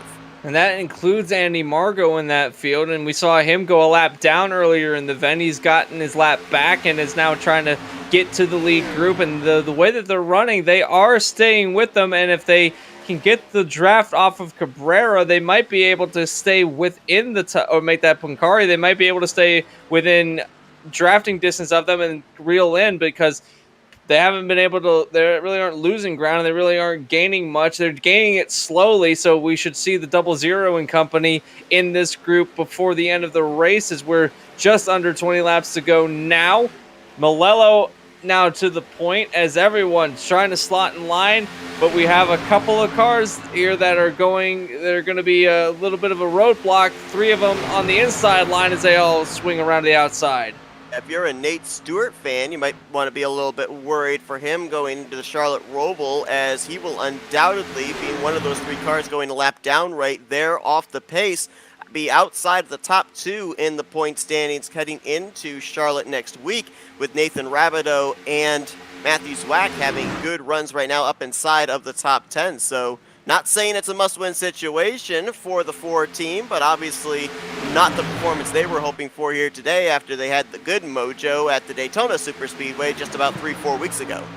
And they're trying to rebound next time out and see if they can get that momentum back going their way, as everyone's gotten around the lap traffic, and I don't think there's going to be much in the way of lap traffic immediately in their vicinity coming up soon, as they go 3 wide now with Zwack to the outside, and you've got behind him, I believe that's Waterworth on the outside with him trying to push, but not being able to really get it going. So inside and middle will still be the fastest, although the inside line right now has got the most amount of machines attached to it. I don't know if that's necessarily better or worse, as they got a little bit squirrely, had to check up, and everyone fans out 3 wide, 3 rows deep. Matthew Zwack up on the top side, Mercurio in the middle, Malello on the bottom, and Nathan Rabideau going to duck out of line here. That might be a smart move, as there's a lot of movement around going on here on board with Jonathan Oates. There they are, 3 abreast in front of him. He's following in the tire tracks of Wesley Parker. Middle line gets some momentum heading into turn 1. Now he'll have Matthew Zwack to driver's right. The right rear quarter panel of Brandon Hawkin to driver's left. It's now Mercurio now trying to take the top position from Justin Malello, trying to use the side draft down the back straightaway. We were talking about the 0-0 in the group trying to make their way into the field. Well, they have integrated themselves with the field, as Pullen is going to be on that outside line. He's got Cabrera and Rabideau behind him. He's got Punkari now behind him. And Andy Margot will be in the mix as well. And remember, Andy Margot was one of those drivers, again, that went a lap down, tried to find his way back in. He was leading at one point tonight. Don't count him out yet either. We have 7 drivers up in this lead group right now that if they win here tonight, they head in to the following races on the season. The Charlotte Roval next week. Following week at Kansas. Belle Isle, the very tricky and technical road course, and the Paperclip short track of Martinsville, knowing that they will be battling for the championship by the time we get to the season finale at Atlanta Motor Speedway. A lot on the line here for those 7 drivers in particular, but there's about 16, 17 drivers up in this lead pack, which means there's about 13 drivers. They just want to get that W. They could care less about playoffs. And they will do anything in order to do it, as we saw a couple of drivers that were basically shoving their way up to the front of the field, but so far it's still Malello on the inside holding tight. Mercurio in the middle has been able to make some headway, and he jumps up to the outside to catch the momentum. He's getting pushed down the front straightaway. You got to be careful through the trial. Well, that's the last place that we saw a major incident happen, and if they keep going at it the way they are, we might see another one similar. Someone ducks out of line. I believe that would be Oates up the middle of the racetrack trying to make something happen through the middle. He's got Zwack behind him pushing him, so we should see these 2 go to the front of the field. You've got 3 championship contenders all right next to each other. You've got Pelessel, Oates, and Zwack.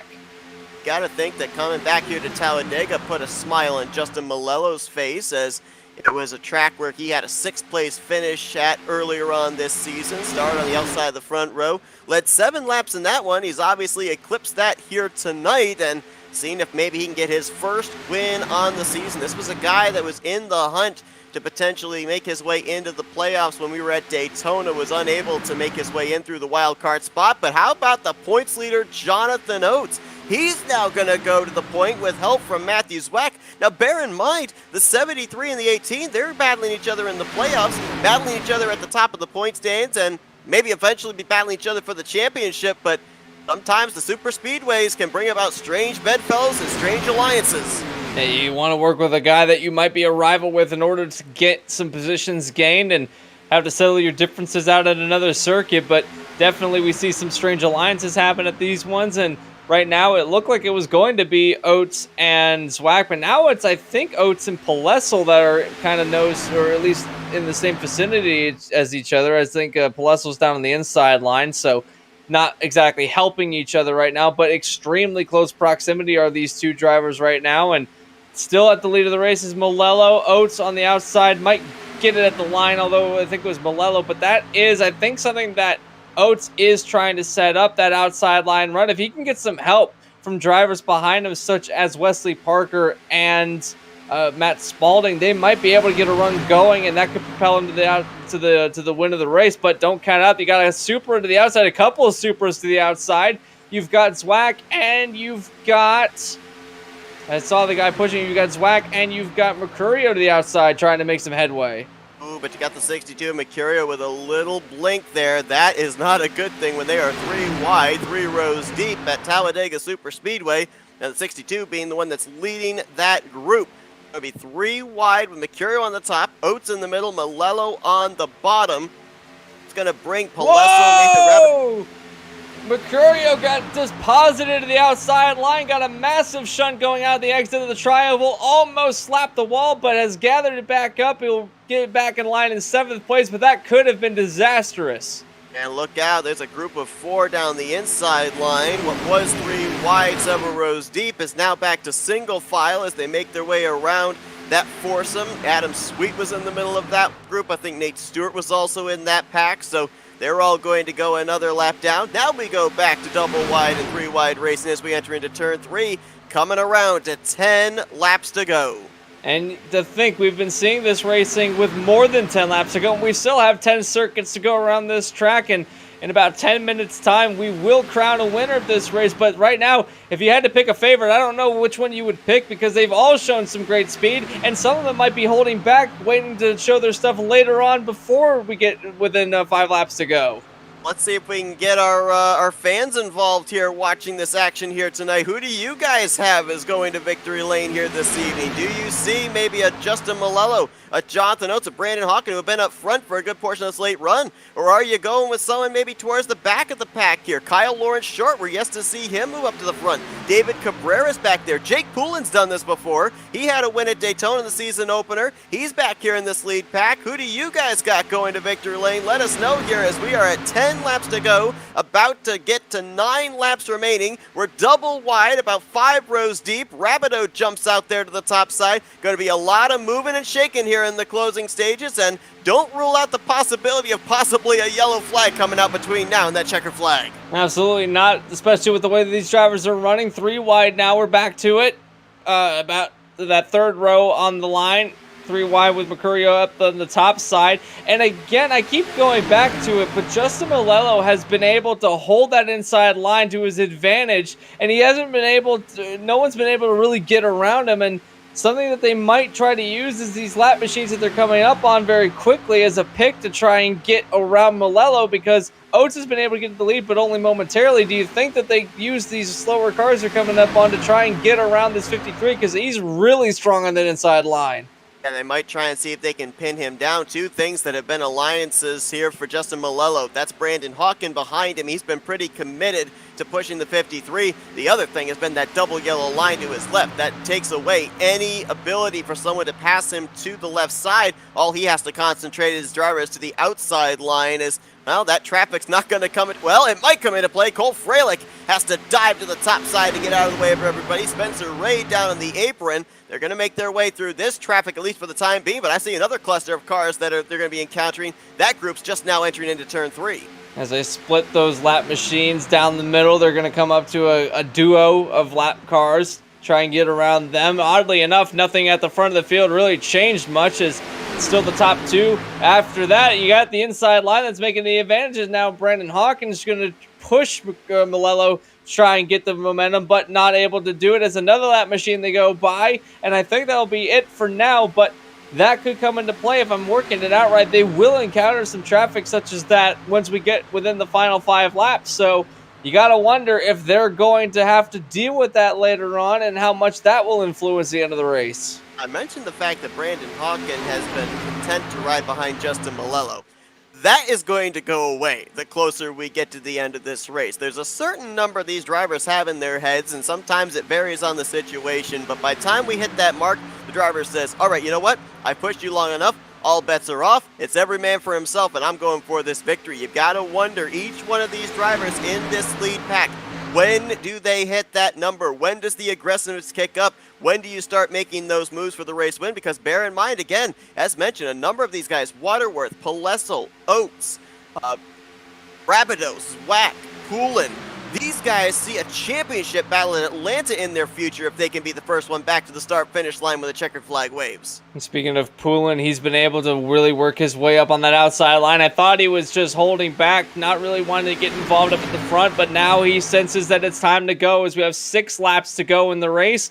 Make that 5.5 as we go down the back straightaway. So now you can throw the 00 fully into the mix. You've got guys on the inside line that are finally showing some speed. So I wouldn't be surprised if we go 3 wide, about 3 or 4 rows deep by the end of this one as we go through 3 and 4. Oh, there was a little bit of a bobble from, I think that was Mercurio that got a little bit of a shunt down to the inside, but he's managed to gather it back up. That's the second time we saw in the 62 almost bending it into the wall, but continuing to run as we're 3 wide through the tri-oval behind the race leader. At the line, I think it was Hawken on the inside that gets second place. 5 laps to go. A top side being led by Matt Spalding. He's got Matthew Zwack behind him. No surprise to see those two working together as Spalding actually did the driving duties of the 18 car back during the wild card race at Daytona. So Chevrolet Toyota lined up there on that top side. They're going to pick up Jake Poulin as well. Can't tell who that other driver is up there. It might be the 138 of David Cabrera. It is. 4 cars on the top. 4 cars in the middle. On the inside line, you got about 6-7 cars lined up, but it's the middle line that's getting the run through 3 and 4. As the sun starts to set tonight, the So Too does the race as we get closer to the end of the race. Everyone trying to find their way, trying to find a move that they can make, and right now we're seeing a lot of drivers form alliances as we got a whole top side form, and now with Poulin at the back, you've got, I believe that's Spalding leading the way on the top line. I might be wrong on that. But yeah, it would be Spalding on the top side trying to get that going. Zwack's in the middle of that pack. You've got Oates leading the middle pack. You've got Malello leading the bottom pack, and a whole host of drivers behind them that want to try and find a way around them. And they're almost leaning on each other going down the back straightaway with 4 laps to go.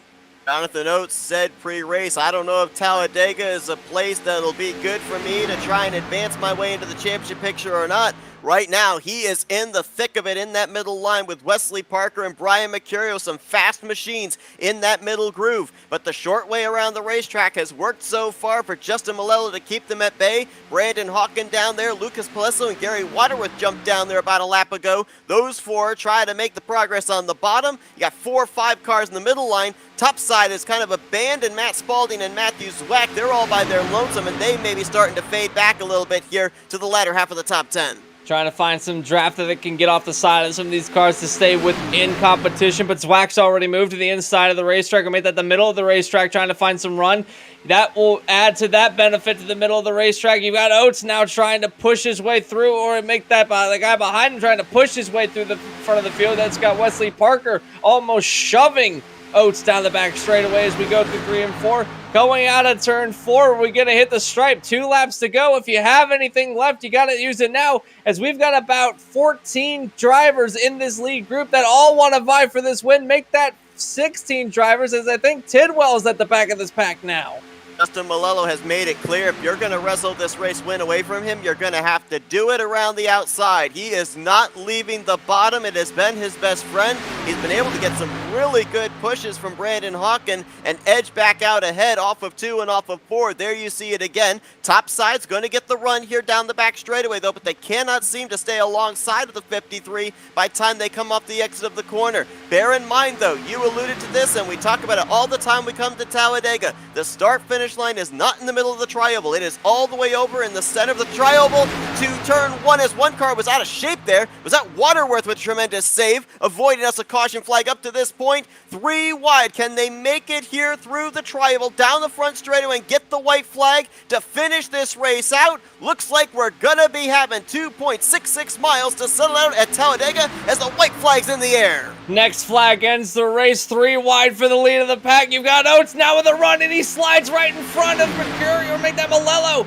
on the inside of the racetrack. Mercurio on the outside line, and that opens the door for Hawken in the middle of the race, or make that would be Parker in the middle of the racetrack, trying to make some headway down the back straightaway, pushing on Oates. Gets a little bit out of shape from Malello, but now going into turn 3, they're going to be almost 4 wide. They are 4 wide, 5 wide, almost through turn 3. They're leaning on each other, and now they're wrecking. Everyone's gone around. The entirety of the pack has crashed, except for Justin Malello. Malello's going to get through. Parker from the lead was spun up into the wall. Justin Malello, nobody in the rearview mirror. He's going to come around, and he's going to win the Speed Visions 200 tonight at Talladega Super Speedway in a chaotic last lap finish. Malello, Tidewell will get second place, and Jonathan Oates will snipe a third place out of the chaos in turn 4 to get his championship hopes alive.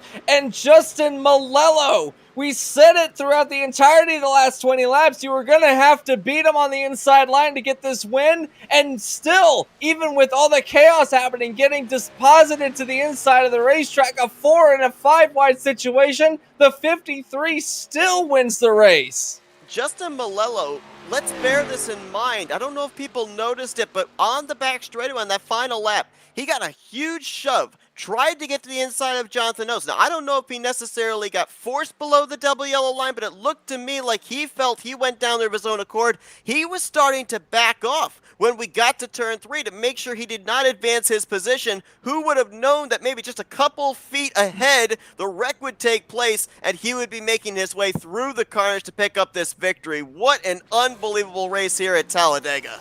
Absolutely, burning it down on the straightaway.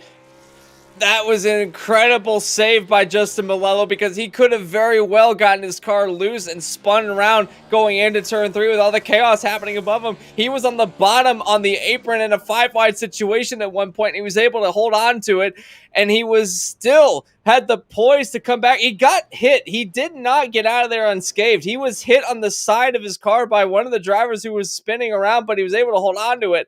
And as a result of it, we'll get to burn it down at Talladega. One of the wildest finishes I think that we've seen all season, and one of the wildest finishes that I think I've seen in a long time in iRacing, period. We will get to the facial results, we will get to interviews, but there's a lot to unwrap here in this last lap incident. Looks like Matthew Zwack gets into Jonathan Oates. Oh man, Bryton Hawking up into the catch fence. Gets shot back down to the infield grass. I mean, the high banking here at Talladega, that car cleared the banking and then came down onto the infield. That was a hard landing for the 89 car. Brian Mercurio all torn up. There were a couple of other drivers that actually were still wrecking by the time we got to the exit of turn number 4. Brent Pancari and I think Jake Poulin were amongst those. A lot of hard licks taken here, but again, it's the last lap at Talladega. Nobody is going to hit the brake pedal. No, absolutely not. You got to try and get something out of it no matter what's happening around you. And we saw that hand over fist on that finish as they were trying to make positions, galloping for it, and it just ran out of racetrack. They leaned on each other too much. I think it was Jonathan Oates that initially caused it with the contact on Zwack. I think he made that point, and then actually, I don't know about that. I think it might have been the 62 that pinched everyone down, and that's what caused it. But nonetheless, a lot of damaged race cars at the end of this as the 62 goes over a wild ride for that machine. And man, there's just so much that happened that last night. Pick a driver that was in that top 16, and more than likely they have been involved in this last lap incident. Take a look at some onboards here. We'll first start with previous Talladega winner Brent Pancari, who looks like is going to be crossing the line here tonight in the 11th position. But more importantly as well, with Justin Malello winning here tonight, we still have yet to have a playoff contender lock themselves into the championship battle at Atlanta Motor Speedway via win. So it puts even more emphasis on these guys in terms of consistency for these remaining 4 weeks to be up there in the top 2 in the playoff point standings. Absolutely, and you know, that again, it adds a lot more pressure to these drivers to go into these races and do well, because the way we've seen tonight, it's very unpredictable in this league. Nothing is promised, and that's going to be more driven. It is going to be driven into more with the next few weeks because we have a couple of very difficult circuits still to come on the schedule. And we thought that Talladega was wild. Get ready for a couple road courses and Kansas and Martinsville that we have to deal with. Remember those NASCAR video games where you had the last to first challenge? I think that's what Lane Tidwell had right there. He was 16th when they came around to take the white flag, and he's going to come around to finish in the runner-up position at Talladega after that incredible miss of all the chaos up ahead of him. Yeah, he really got the beneficiary out of all that. Great heads-up driving, was able to get to the apron and just feel his way through. He knew everyone was going to go up to the top side, and there really wasn't anything but positions to gain, and because of that, he was able to also jump Jonathan Oates right before the finish line, and that's the benefit of having the start-finish straight all the way down at the exit of the tri-oval because he had the time to make the pass. Our camera barely survives there with Brian Mercurio, and hold on to your hats here, folks. We're going to take an in-car look at what Brandon Hawkins saw after his wild ride there in turns 3 and 4 into the outside wall and eventually airborne and landing on the apron of turn 4. And, you know, a lot of these guys caught up in this. There's just nowhere to go. Just have to hope that you're going to be able to make it through the wreck. For some of them, they were lucky to do so. For others, not so lucky. But that's just the nature of the beast. When you take the green flag to start a race at a super speedway, you are basically signing a waiver of, I realize that I could be in a horrific wreck such as this. Absolutely. And you know, with just the amount of chaos that happens on any given lap and the speeds you're running, it's almost a guarantee that this kind of thing's going to happen. And it doesn't always happen, but certainly the final lap of tonight's race was just another reminder of how unpredictable Talladega can be, especially when there's so much on the line for so many drivers and a lot of wrecked machines at the beginning of this race and at the end of this race to bookend the race.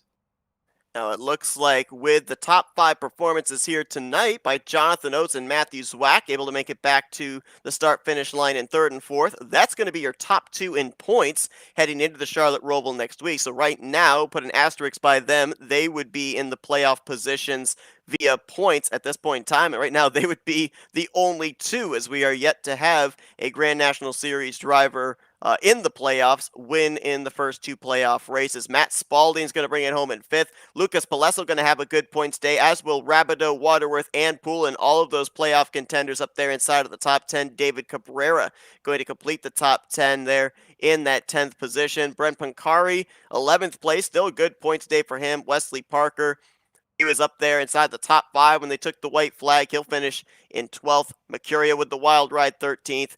Andy Margo and Brandon Hawkins, those drivers all were able to make it back to the start-finish line under their own power. They will get top 15s as a result, and the rest of these drivers were either drivers that were not able to get back to the start-finish line after that last lap wreck, or drivers that were involved in the multiple cautions we had here tonight and were just trying to limp their way back around to a decent finish. A number of drivers finishing back behind the wall as well, from the 55 of Adam Sweet in the 29th position on down.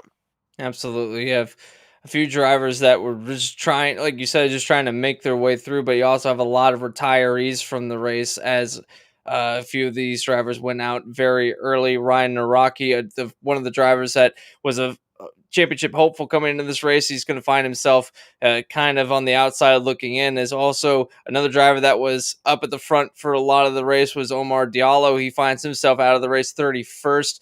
Got Noah Carmichael, who was showing a lot of speed, but then got deposited up to the outside retaining wall and ended up having his race come to an early end. Hudson, Candelas, Kalonix, Roberts, Noel, Butler, and Worth, those drivers will finish out the field in the 39th position will be where Jordan Worth finishes. Both Worth and Butler went out early in this race, and when I say early, I mean the first incident of the day on lap 6 never really got their race started.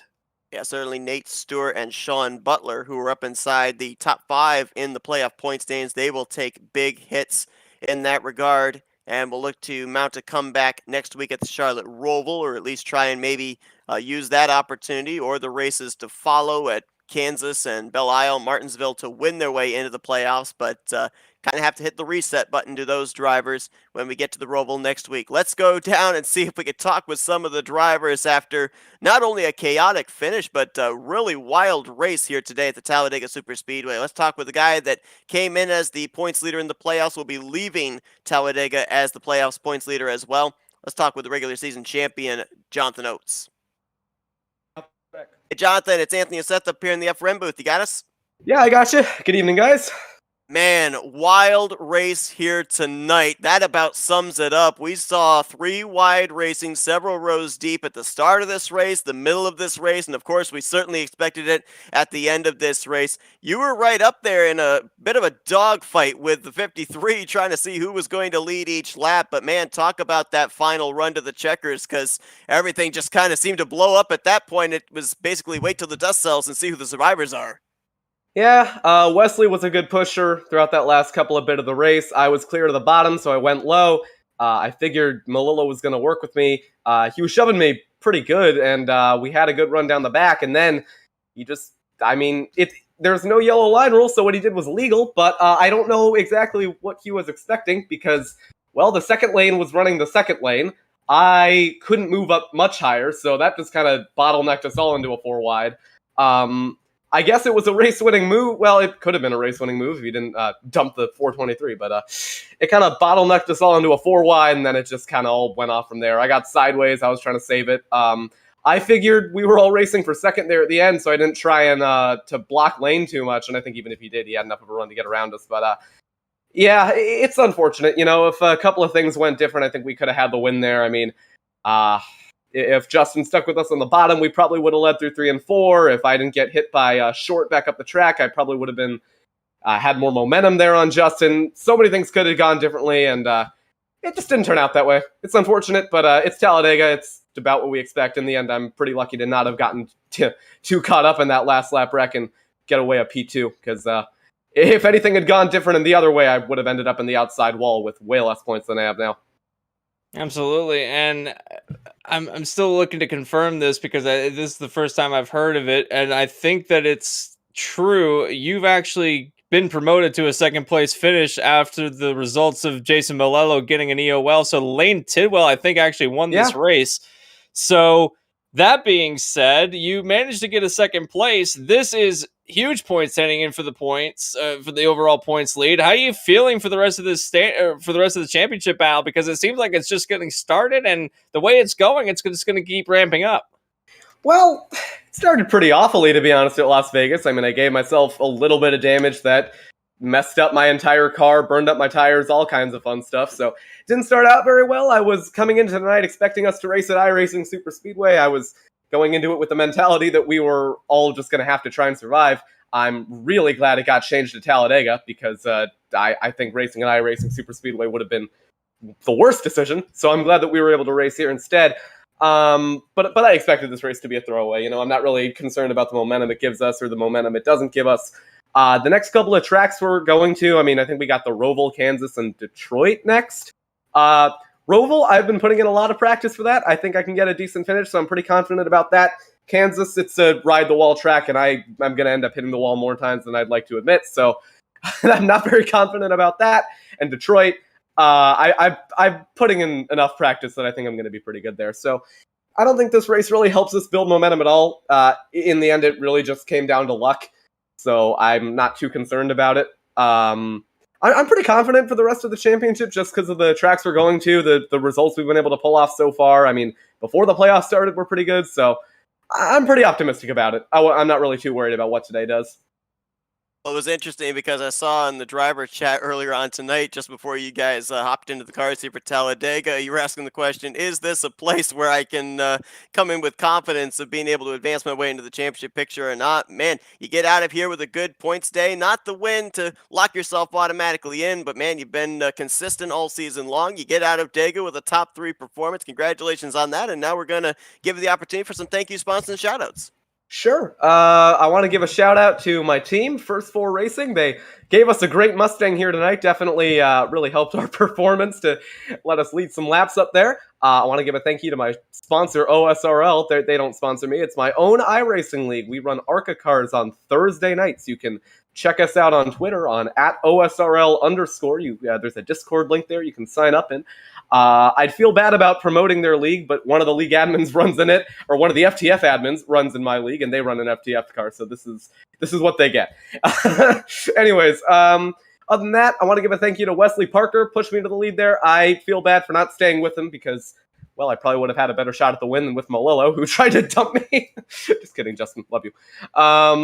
And I want to give a thank you to, I don't know, FTF admins for not making this race the finale, because now I have a lot more time to try and get that advancement, and I don't have to worry about making the last race of the season this or something. I don't know. I'm not really sure what I'm saying at this point. I'm just glad that we could get a P2, and I'd like to thank OSRL. That's about it.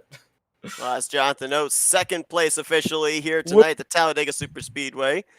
He'll be taking the points lead in the playoff standings into the Charlotte Roval next week. Best of luck there, and congrats once again of surviving Talladega here tonight. Yeah, somehow.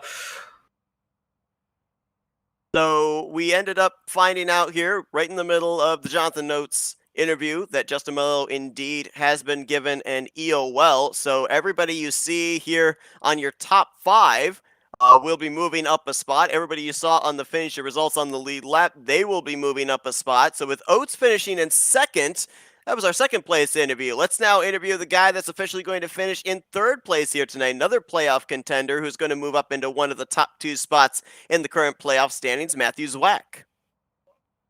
Hey, Matthew, Anthony, and Seth up here in the FRM booth. You got us? Yep. Man, I mean, a wild race here tonight, but we saw a lot of drivers be able to make their way up to the front and stay up at the front. Very fast machines, and your 18 was certainly one of those. We saw as soon as you would either drop to the back or get pushed to the back, you'd come right back up to the front again. How difficult was it, though, to be able to make sure you picked the line that was moving forward? It was definitely hard to get the right line. Like you said, I was trying my best just to get to the top of 3 when I couldn't get a run, but picking the right line was very hard, especially at the end when it all stacked up. I kind of just got lucky, and when the bottom was checking up hard at some points during the race, so we found the middle there, and it was the luck of the draw, I guess. At the end, it was super hard getting the right lane with how clogged up it was. We saw that the race ended up going 5 wide at one point because we had a couple drivers on the apron trying to either file backwards or try to go forward and get out of the way. But throughout the entire run, we saw that a lot of drivers were going to the back of the pack to avoid stuff like that happening throughout the middle of the race. Was that ever on your radar to go to the back and ride it out, or were you planning on running up at the front the entire time? My game plan was originally to sit in the back. At the very start, I was like, if I can go and try and get most laps led for the bonus point, I was gonna give it a shot. But I just started to file back at the end because I mean they kept wrecking, and when the field weakened down, tried my best to just stay up there, and it worked out pretty well. You know, Matthew, we were originally supposed to go to iRacing Superspeedway tonight. We ended up going to Talladega. A superspeedway is a superspeedway, and having one in the playoffs certainly is an X factor. A lot of moving and shaking of drivers moving up and falling down in the point standings with the big fields that usually show up for the super speedway races. Coming into tonight, you were positioned third in the overall standings, only 9 points out of the points lead, but there was also an opportunity for you and the other playoff contenders to win your way into that championship battle at Atlanta here tonight. So which was the goal coming into tonight? Was it to go out there and try and pick up this victory, or just be as consistent as possible, get those points, and get yourself into one of those top 2 points positions, which also, once we get to Martinsville, if you're able to stay up there, gets you into the championship battle at Atlanta as well? We were definitely going in with the mindset to win. The last thing I want to do is go and try and race for points at these 2 road courses we got coming up. So I went in there with the mindset I was going to try my best to win, and worst comes to worst, I can finish in the top 10, which happened pretty well. But yeah, I went in there with the mindset I was going to try and wait it out, then get up there and do my best to get the checkered. Well, a great performance for you here tonight. Kept that car clean. Most of the cars that stayed clean finished up there at the front of the field. P3 officially for you here tonight. Congratulations. And now we're going to give the opportunity to some thank you sponsors and shout outs. Appreciate it. I'd like to give a shout out to Lane for obviously winning the race. He was one of my teammates. It's like a second start. He got the win. Was up there with Lucas Plusle, Matt Spalding, we all had pretty good finishes. So just all those guys, it was a great night for us. That's Matthew Zwack. He's going to finish third place here tonight after the chaos of Talladega Superspeedway. Congratulations there, Matthew, and best of luck next week as we continue the playoffs at the Charlotte Roval. Appreciate it, guys. And you heard Zwack refer to the fact that Lane Tidwell making his limited starts here this season, only 2 starts prior to tonight. One was at Darlington, where he finished in 30th, and the second one was at Daytona. That was just a couple of weeks ago, where he brought it home in the 18th position. Third start of his career, and he's in victory lane. Let's talk with him now. Lane, Anthony and Seth up here in the FRN booth. You got us? Yes, sir, I got you. Man, I can only imagine the range of emotions that were going through your mind when you cross the line in second, that you then find out that you're the one that takes this checkered flag here tonight and only your third start on the season. But man, we took the onboard with you on that final lap going into turn 3. You were running in the 15th, 16th position. Next thing we know, you're up there inside of the top 3 coming around to take the checkered flag. I mean, sometimes you got to get lucky at Talladega, but you also have to keep your car clean to be up in that position. I mean, just what was going through your mind there once you exited out of turn 4? Oh, dear. Well, my whole mindset throughout this race was just stay at the back, avoid all the wrecks, and see what finish I get out of it. But come out of 4 there, I thought, well, I saw them all wrecking from me. I thought, oh, maybe I'll get a top 5, and then saw they kept wrecking, and I finished behind Melillo. And I thought, oh, okay, I'll get a second place in my third start. I won't complain about that. Great day. Then I heard the call, and I couldn't believe it. Yeah, it certainly came to a surprise to us as well. We didn't know that the Malella was going to get the EOL, but that does gift you the win. And sometimes, that's everything that matters. You had to put yourself in the position. Now, I want to ask about your overall race, because we saw that you were hanging at the back of the pack or in the mid pack most of the time around and just riding around. And you said that was your strategy. Did you ever think about changing up your strategy at one point in the race? Because we saw that as the race advanced, that a lot of drivers were either that had been running at the front, then decided to back out, or they were trying to make their way up to the front and get there and be in a position to take the win of the race if something like this happened. So throughout the race, was there ever a consideration of a change of strategy, or was it pretty much a hard set strategy? Oh, no, it was hard set from dropping the green flag to the checkered. It was just a game of survival, just see how it shakes out after all the wrecks. And we were lucky that we weren't caught in them.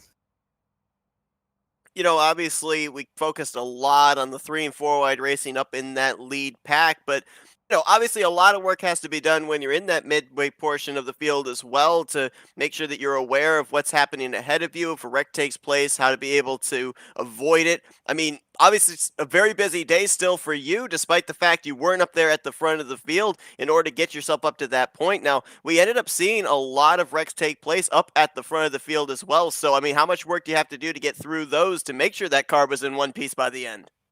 Oh, I just had to make sure seeing the wrecks the first time, so I had help from my teammates. They were helping call it out and just making sure I didn't get rammed from behind by someone who's not braking. And I was lucky that didn't happen. And just after it was all said and done, I had a clean car at the end. And that clean car unofficially crossed the line in the second position, but due to the UL, your winner here tonight, Lane Tidwell. Congratulations, Lane, on a job well done. Enjoy this victory, and now we're going to give you the opportunity for some victory lane. Thank you, sponsors, and shoutouts.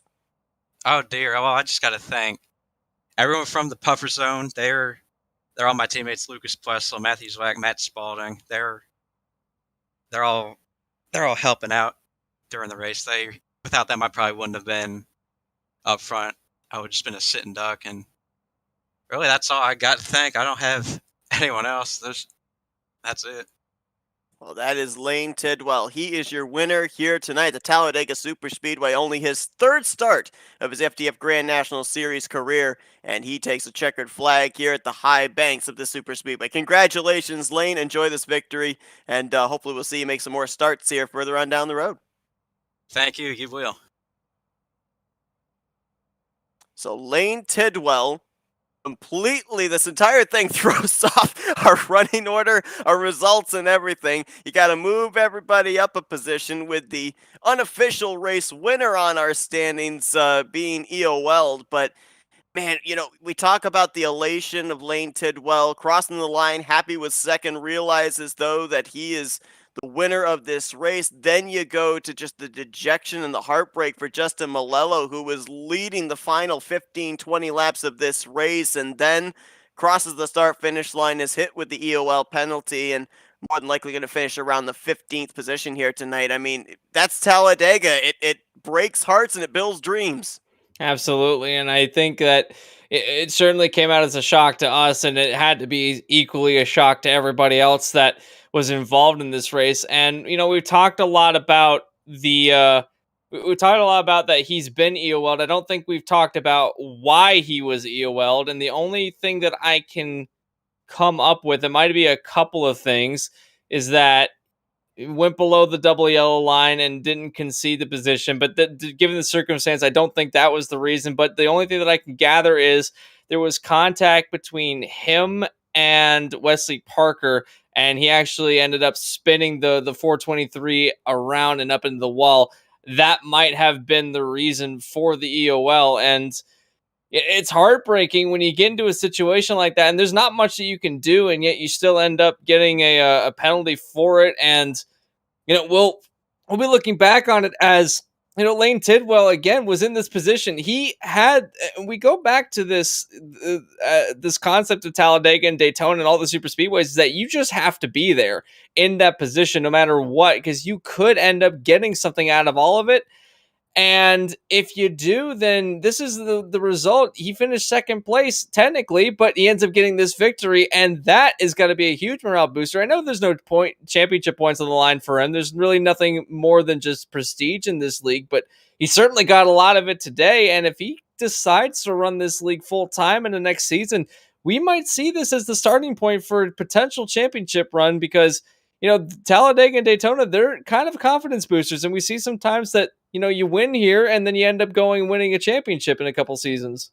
Absolutely. Now, mention the fact that Tidwell, limited number of starts this season, so obviously he's not up there in the point standings. I believe he is somewhere down around the 40th position in the overall standings, but let's bear in mind that with his victory here tonight now, the Grand National Series drivers have gone a perfect 4 for 4 in taking checkered flags here at the super speedways, 2 at Daytona and 2 at Talladega. So you got to think that next season, all the drivers that are vying for the championship in the Grand National Series, they will be looking at the super speedways as an opportunity to either lock themselves a playoff spot, or later on in the season use the super speedway as an opportunity to lock themselves into the championship battle. But talking about that championship battle, a lot of drivers here tonight, good points nights, despite the fact that they didn't win to advance into the championship battle at Atlanta Motor Speedway. But you heard with Matthew Zwack, he was saying, I wanted to have a good points day because I'm not really looking forward to the road courses, the Charlotte Roval and Belle Isle. We've got that Roval coming up next week. Obviously, there's a lot of guys that are playoff contenders that have that racetrack circled on their calendar, but there's other ones that might head into the Roval with the same mentality that they came into Talladega with, and that's just survive with a decent points day. Absolutely. One of those tracks that can catch you out if you're not prepared for it. And that being right next to the one of the most unpredictable races that we've had so far to date, could make for an interesting couple of weeks. And speaking of the couple of weeks, we have quite a few interesting ones coming up. And you look at the if you look at the races still to come, you have Talladega, or we just ran Talladega. You have Charlotte, you have Kansas, you have Detroit, you have Martinsville, and then you have Atlanta. That's a lot of different types of racetracks that we still have yet to come, and that can suit different drivers to their abilities better than others. It's going to be fun to watch what these drivers can do until we get to Atlanta, to see who comes out on top, who takes this point standings lead, who can be the champion when we get to Atlanta, because like it or not, this season is coming to an end very quickly. It seems like it was so long ago that the season started all the way back in January, and now we're getting into the nitty-gritty now into October. So who's going to be the best of autumn? We'll have to find out, because we only have a few weeks left. We're also kind of narrowing down how big our championship field is going to be when we get to Atlanta. When we started out the season last week at Las Vegas, we had a maximum of 8 that could make it in. We didn't have anybody advance. This week it would have been a maximum of 7. We don't have anybody advancing. So we're going to be heading into next week at the Charlotte Roval with the possibility of a maximum of 6 playoff contenders. And if we end up not having a Grand National Series driver get a win or be the highest finisher of the Grand National Series drivers, we could end up narrowing it down to 5 by the time we get to Kansas. So it's going to be very interesting to watch that. And of course, as I mentioned too, puts a lot more emphasis on drivers trying to make their way up into the top 2 in the point standings, because those 2 spots are guaranteed when the checkered flag waves at Martinsville. But here tonight, a wild race start to finish. It ends up in a little bit of controversy where the second place driver ends up being the victor here tonight. And Lane Tidwell, in only his 3rd start of his career, is going to be hoisting his first checkered flag of the season. What a wild one here tonight, Anthony. Appreciate you joining the booth for some action racing here at Talladega, and looking forward next week to the Roval. Absolutely. It's always fun to do this, and we're getting into championship territory for these drivers. And, with all this, with all these races coming up, it's who knows who's going to win this championship. Absolutely. Thanks to everybody that tuned in here tonight. You had a good one here, courtesy of the FTF Grand National Series presented by Barr Visuals. Hope you guys enjoyed our coverage. Tune in next week as we continue on the playoffs at the Charlotte Roval. Green flag next Saturday night, scheduled to fly at 10 p.m. Eastern Standard Time. But for Anthony McCurry, I'm Seth Cole. We'll see you guys next week at the Roval as you've been watching another broadcast courtesy of the Flatout Racing Network. This broadcast is the copyrighted work of Flatout Racing Network and may not be rebroadcast, retranslated, or used in any form without the express written consent of Flatout Racing Network and iRacing.com Motorsports Simulations. Flatout Racing Network would like to thank you for your support, and we hope you enjoyed tonight's broadcast.